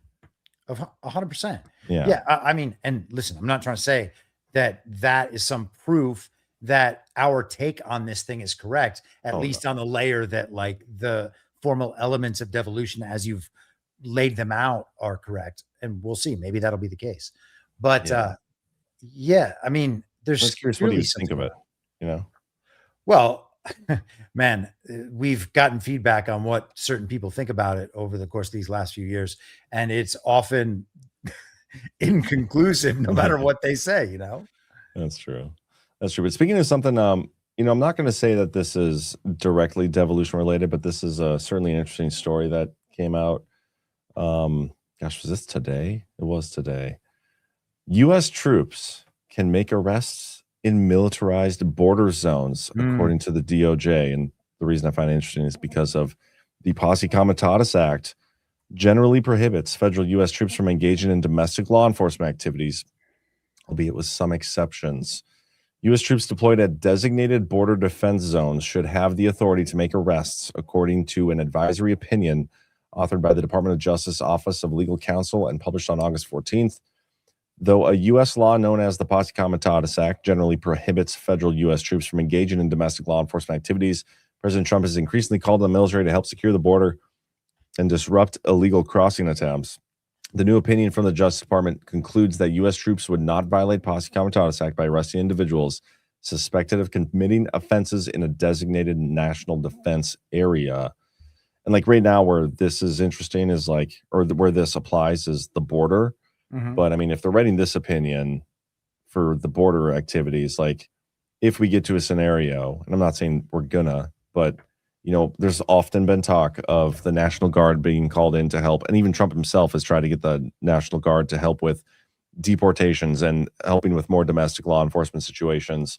That is interesting. What if there's other expansions to what they consider to be national defense areas. I don't know. But the first thing I always think of when the Posse Comitatus Act comes up or gets brought up is Adam Schiff trying to make it so that if there's any information, any intelligence gathered that would be considered in violation of the Posse Comitatus Act cannot be used in any court proceeding.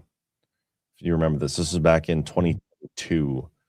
Schiff files amendment to the NDA that would conceal any info collected by the U.S. military for use in congressional investigations or court proceedings if it violates Posse Comitatus.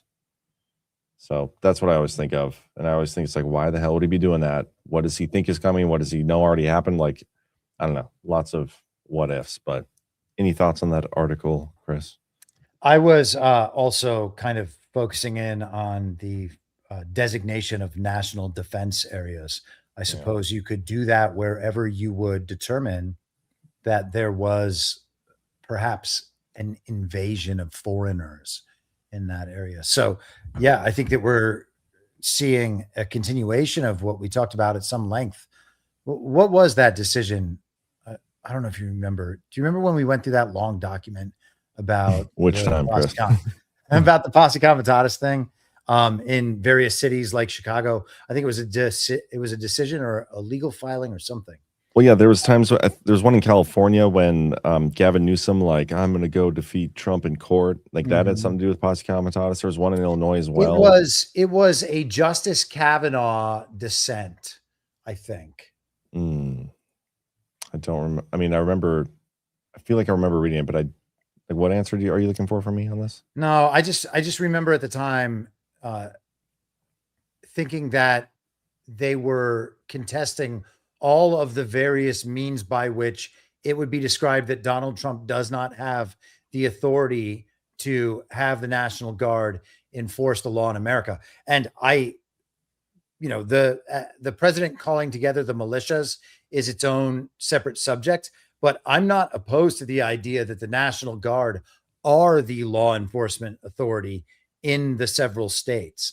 That makes a lot more sense to me, that there is one militia enforcing the laws of the state within a state than there are all of the constitutional sheriffs as well, by the way, rather than all these municipal police forces and the police forces of like these homeowners associations and all these private security firms and the rest of it. So I don't know. I'm certainly more open to different ways that system could operate in the future. The defund the police thing is kind of coming back around. Is it? And yeah, you haven't heard people talking about that more recently. I think even Trump was just mentioning it in his speech the other day, because I think AOC has announced that like we're into the second phase of woke or something. The trend. Have you seen the phrase woke one? No, I have not seen that. But I did hear AOC was now single. Oh, really? Yeah. Are you talking about this? No, that's not it. Never mind. Keep talking. Yeah. Wait, what was I going to say? I got off on the defund the police. Oh, yeah. But if federal funding was removed from that stuff, I wouldn't be opposed to that. Which is not to say I don't want security forces anywhere. I'm just saying, like, I don't know. The whole law enforcement situation is not what the founders intended, to say the very least. And the fact that we have municipal, like the city police forces working on behalf of the municipal corporations that run cities outside of a legitimate election process is kind of a problem.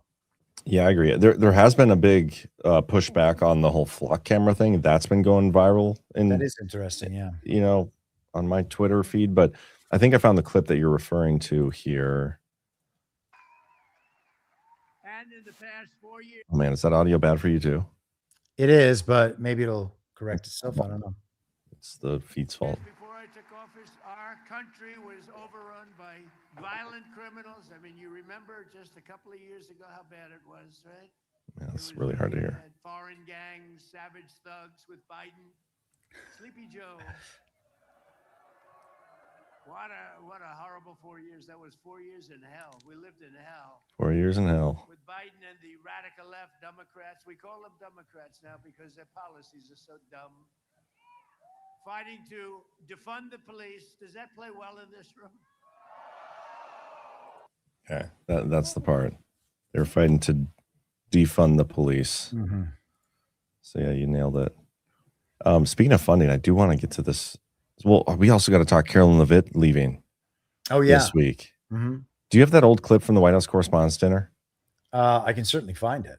Yeah, you should pull that up, and then we can talk about her leaving, and maybe a couple of different ways you can look at it. But here, so there's been a lot of talk the last couple of days about Trump's ballroom and how they're like basically getting him to expose all these national security things, and the Trump administration set to spend at least $900 million on White House construction. Washington Post reports. By the way, how do you say WAPO? Do you say WAPO or WAPO? Yeah. No, it's definitely WAPO. BB Okay. was just off his rocker the other night. Okay, just making sure. The Trump administration is set to spend at least $900 million for construction projects on the White House grounds, the Washington Post reported on Wednesday, citing records. Instead of securing money directly from Congress, the administration has gathered funds from other agencies and private donors and directed them to an account that holds a few $1 million for routine maintenance of the White House, the report said. Confidential contracts and related planning documents indicate the administration plans to use the money in that account for modernization projects.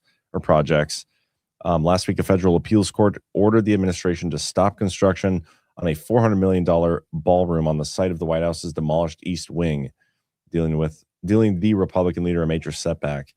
And then there was stuff this week, if I can find it.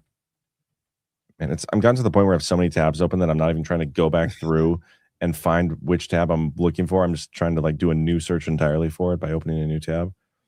And in addition to that, there was also the Kennedy Center thing this week. They're like, oh yeah, there are people who think that Donald Trump didn't have his name uncarved from the marble somehow. How could he not have his name uncarved?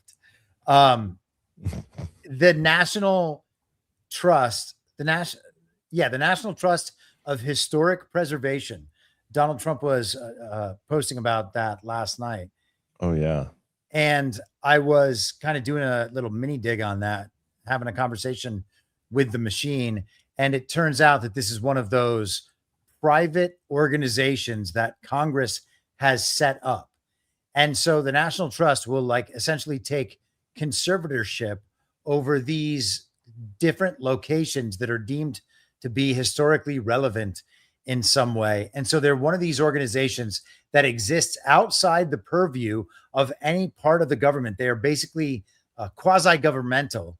And I kind of think, this is my speculation, this is a fuzzy picture that is forming, and I think it is potentially a hint at a pattern that Donald Trump is trying to, through all these things with the Kennedy Center and the rest of these other historical monuments and the rest, going after these little strange organizations, because if he can attack Congress's ability to set up these groups and agencies and organizations outside the proper constitutional form of the federal government, he can get all of that stuff ruled similarly unconstitutional, anti-constitutional, and illegitimate. And these are the ways that you might remove the deep state in one fell swoop in a way that is legally understandable and appealing to the people who still fully believe in the system. And so I am interested in these legal avenues, in addition to the fact that he could just wave his hand and be like, all of these are constitutional nullities, and there's no court that could ever ultimately prove otherwise. That's an interesting way to look at it. I wonder how many of these little entities exist out there. An unbelievable amount, John. Like how many would that be? Thousands. Thousands? Yeah. I mean, this basically crosses over into NGO territory. I can pull up the thing that I did last night, but there's a number of different kind of structures of these organizations and how Congress sets them up. But there are so many. Okay. I mean, I'm pulling up the Wikipedia for it here. The National Trust for Historic Preservation, privately funded nonprofit organization. that works in the field of historic preservation. The member-supported organization was founded in 1949 by congressional charter. That is super gay. Mm-hmm. Support the preservation of America's diverse historic buildings. I wonder, like, who actually funds this, though. Well, it's private donors, and also the Department of the Interior could choose to fund it. Doug Burgum. There you go. I want to see who was former people in charge of this. See if Rubenstein was ever. I bet at some point he was. That would not be surprising. What are they? What do they call chairperson? It's usually some kind of board or something. But I think that the lady that Donald Trump was mentioning was the chairwoman of the National Trust. It's led by president and CEO, it says. Shit, I can't find the NGO part. No, okay, I might have to actually go to their darn website. Oh, so here's what it says. I eventually asked about these independent agencies and organizations, and it said the battlefield contains several different creatures commonly lumped together as independent. The independent regulatory agencies such as the FTC and the National Labor Relations Board, insulated from direct presidential control. Government created hybrids such as the Smithsonian and Kennedy Center, which exercise public functions but are sometimes held not to be federal agencies under the APA. Congressionally chartered private corporations such as the National Trust, which remain private but possess federal pedigree, statutory purposes, and privileged access. And then ordinary NGOs that attach themselves to this structure through grants, advisory roles, litigation, and cooperative agreements. What the hell? And so those kinds of organizations, there are many, many, many under each one of those various types. And they have multiple different subsidiaries and affiliates. Yep. Including an insurance agency. This is the National Trust you're talking about? Yeah, they have a National Trust Insurance Services. Mm-hmm. Insurance is like mostly a scam and makes a bunch of money these days. That is notable. A national loan fund dedicated to financing adaptive reuse projects. Repurpose capital. Interesting. I'm getting you this Caroline Leavitt clip right now, so we'll have that whenever you're ready. Okay, and then But yes, this is there's a reason this stuff keeps coming up in the feed. This is not just I get why this story would happen from the adversarial point of view. They're attacking Donald Trump. They get to say that Donald Trump is a prideful egomaniac who wants to put his name on everything and claim the entire federal city for himself. Now, first off, I think that claiming the entire federal city for the United States of America, for which he is the only legitimate public authority, makes total sense because that territory had been claimed by the global entity that occupies the federal city and that functions through Congress and the administrative state. So that on Trump's level, that makes sense to me. And them trying to thwart that makes sense. But I think that he's also trying to break through the kind of legal artifice that allows for these quasi-governmental organizations to exist in the first place. Do you see how much money these people are making?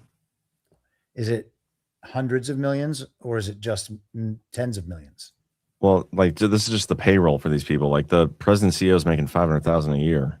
That's insane. And it's a nothing job. So that's really just a favor to somebody. They're just greasing the wheels. This is nuts. And there's no way they work 40 hours a week. That's insane. And I'm trying to find out like if we can see where their money actually comes from. And normally they have a bunch of trustees too. Normally they have like a part where they say where they get their grants from. So they've received like just in the last 5 years, $315 million in gifts, grants, and contributions. I wonder how much of those are grants. Yeah, sometimes they'll list like who actually gave them the money, and that is what would be interesting. But anyway, we could move on, and this could be something we could come back around to. Here we go. Individual person. Yeah, this is probably not all that interesting for the chat, but I'd be curious to know, like, how much of our tax dollars are going towards. Oh, and look at this lobbying. They spend millions of dollars on lobbying each year. That's nuts. But I'd be curious to see if our tax dollars are being funneled into a group like this that is suing Trump to stop construction on that. Because that's what's happening with most of these things. Yeah. Okay. Anyway, you want to pull up the clip. So Carolyn Leavitt, she is leaving her job as the press secretary. She just had a baby, and she wants to spend more time with her family. That's what we're told. But it did remind you, Chris, and obviously I was thinking it too, the White House Correspondents' Dinner, but when Trump made a couple comments about her and Stephen Chung, which I thought were interesting. I wonder who's going to replace her. Has he named anybody yet? No, but there was a funny article in CNN this week from this guy, Stephen Collinson, who writes like the most. I mean, he's extremely Trump deranged and always writing about how awful Trump is. But he kind of says he has all the proper insights into the relevant parts of the story, and then just thinks, ultimately the wrong thing about it. But he was making the point that there was no one that would be able to replace Caroline Leavitt as a voice of the Trump administration. And then he finally came to she was just too valuable as an advisor and everything else. And then he finally comes to the point where he says that Trump's just going to do the job himself. Well, if Trump can just do that job himself, and he's been talking to the press and talking to the American public for the entire time, well, then what did he need Caroline Leavitt for? And the truth is, she mostly spent her time pitching the normie Republican psyops. Yeah, I made the point on my show. I think it was it yesterday, the day before that, or whatever day it was that she announced that, or she was resigning. That I don't think we need a press. Like, why do we need a press secretary? It's so dumb. Like, Trump can just do it himself. Like, he does it himself when he wants to say something to the media. He does. Otherwise, he tweets from the toilet, and he's done. We don't need a press secretary. It's so stupid. But anyway. Do you want to play that clip? And then I did find something interesting regarding the National Trust for Historic Preservation in the United States. Yes, here we are. Here is, I'm sharing it right now. And I'm going to just kick this up in speed. That should be good. Once in a while, if I pick it up, Oh, damn. Is that playing for you? This young lady, I'd say, No, it is. It is? any call? Can you hear it? No, Yep. sir. Okay. I said, oh, now I'm the president of the United States, right? I'd say to Stephen Chung, is Stephen here someplace? Where's Stephen? He's one of the toughest human beings I've ever met. Don't ever wrestle Stephen, you'll be in big trouble. But I say, Stephen, let me ask you, did the press call? No, sir. When I was a developer, I get a call every half an hour. For whatever reason, I always got disproportionate press. So I said, Stephen, nobody called? No, sir. 2 hours later, I say, hi, Steve, how are we doing? Everything good? Anybody call? No, sir, no press calls. I said, I'm president. Nope, they never call. So this went on for about a week. I'd say, Caroline, did the press call? No, sir, no calls.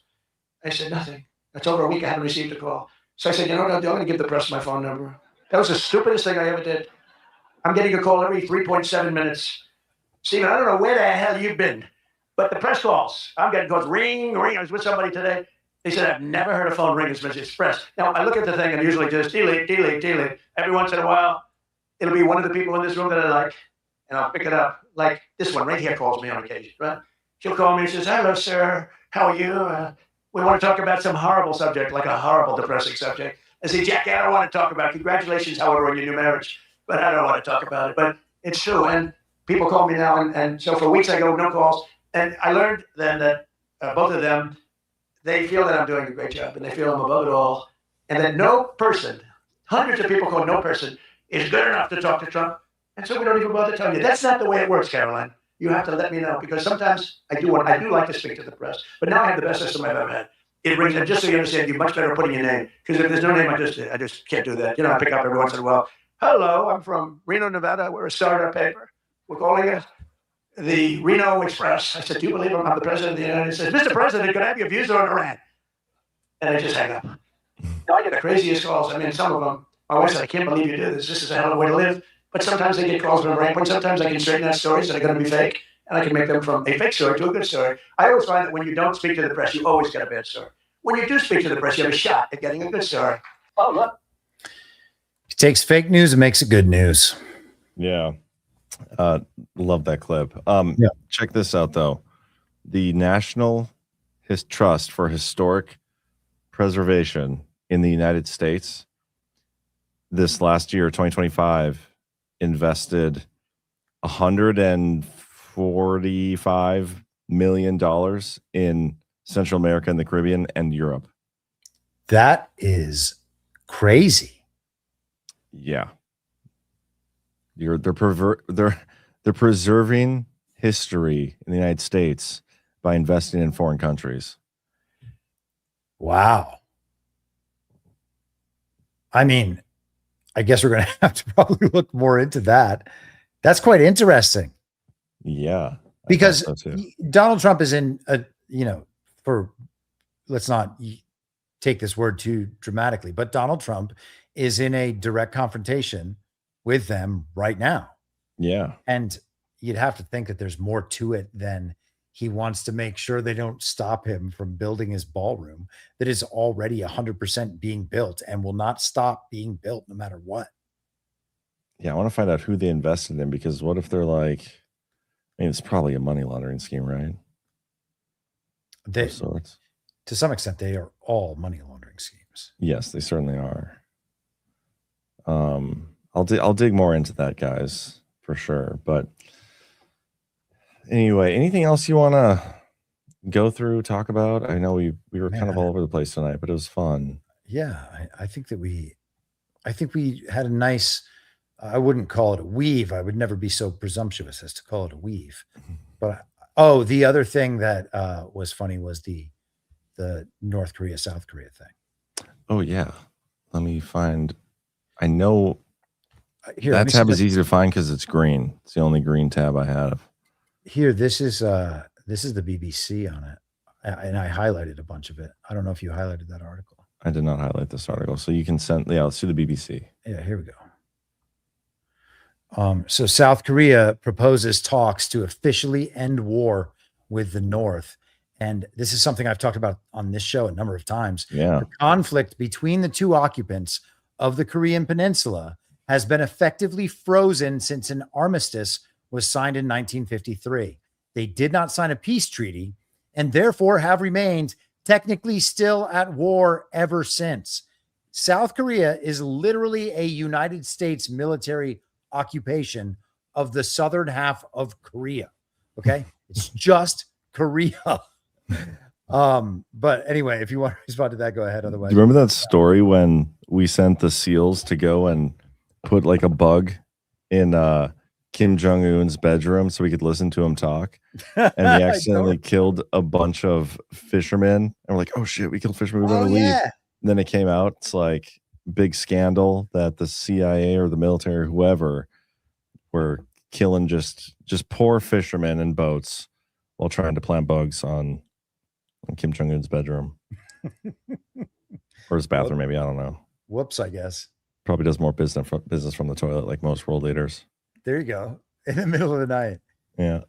Okay, so jumping down. So South Korea is trying to potentially make a deal with North Korea, despite the fact that they were sending shit balloons at one another. Oh, yeah, that's right.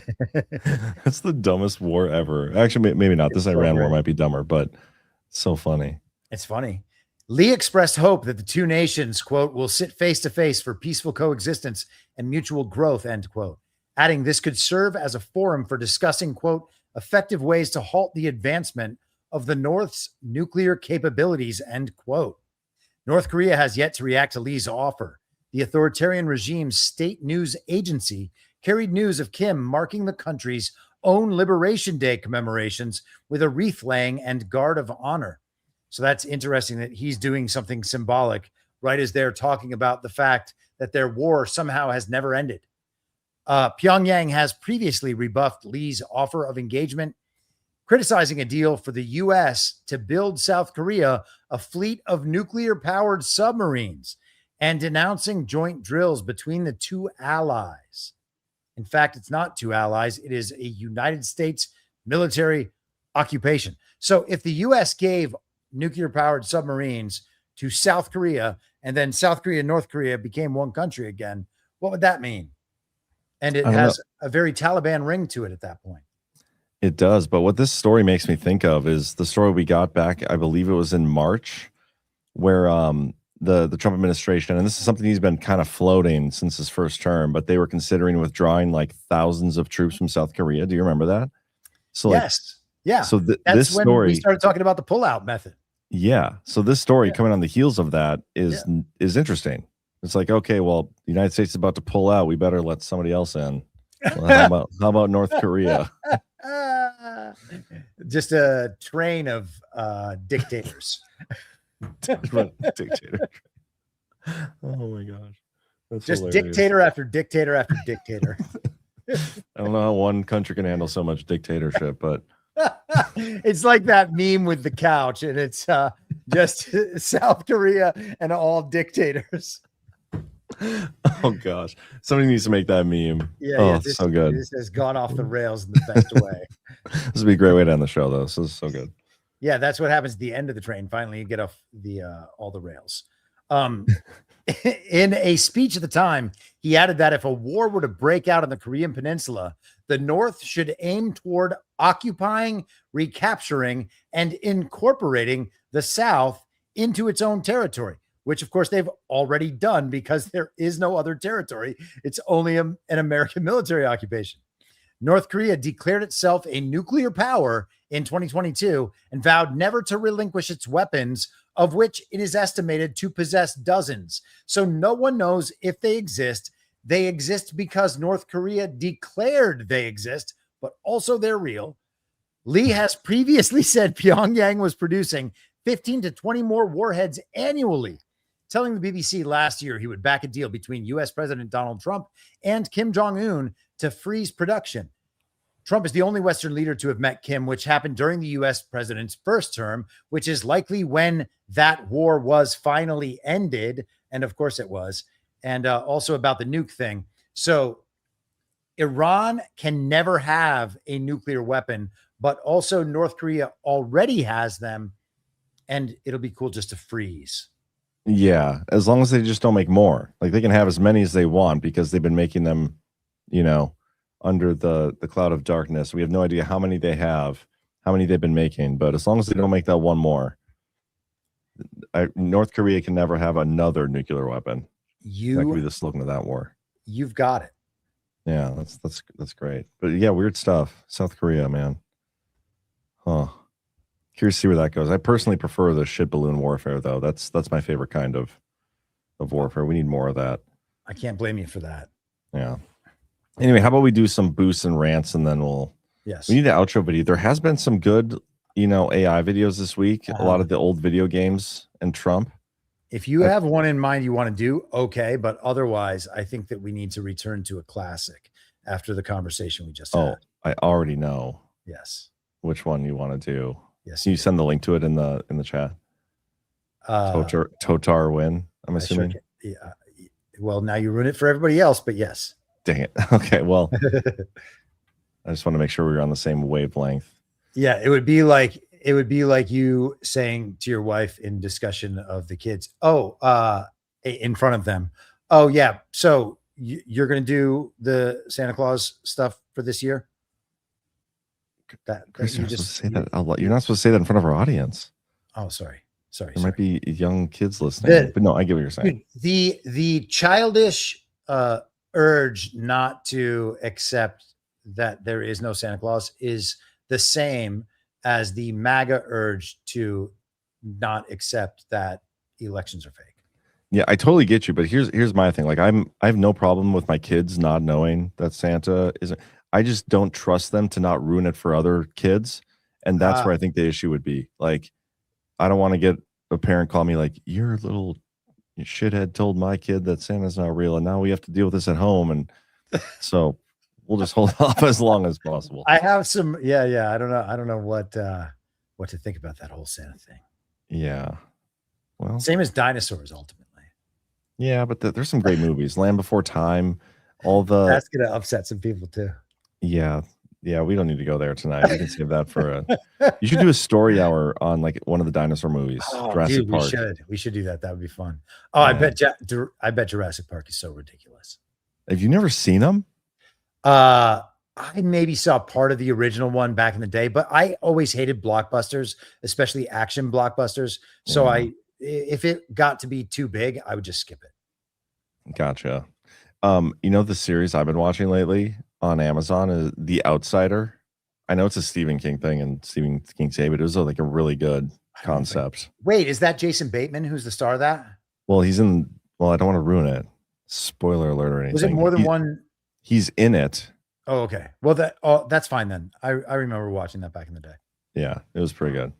Anyway, okay, we got a couple boosts over on the Badlands website. Frontline 10_21 says, for $20, thanks guys. Looking forward to Vegas. First GART experience. We are very much looking forward to having you there. And I would encourage anybody else who has never been to a GART to come to Vegas. badlandsmedia.tv/events.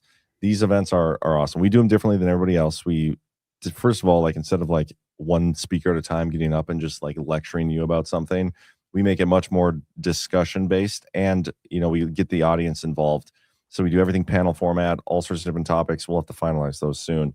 But then also we are tweaking some of our format to even more so lean into the community aspect, the discussion, the engagement between the hosts and the people in the audience, and then everybody else talking to each other as well. It's going to be a good time. The venue's great, a little off the strip. So if you want the gambling, you can go get it, but it's not right there in the venue. It's just perfect. So highly encourage you guys all to get some tickets. And also, I think tonight is the last night for the discounted virtual tickets. Mm-hmm. They're $10 off. So you can either get the virtual ticket later and spend $10 more, or you can get it a little cheaper right now. Although it is almost, I don't know if that's midnight my time zone or Eastern time zone where our event planner is stationed. So maybe that discount is already up. So whatever.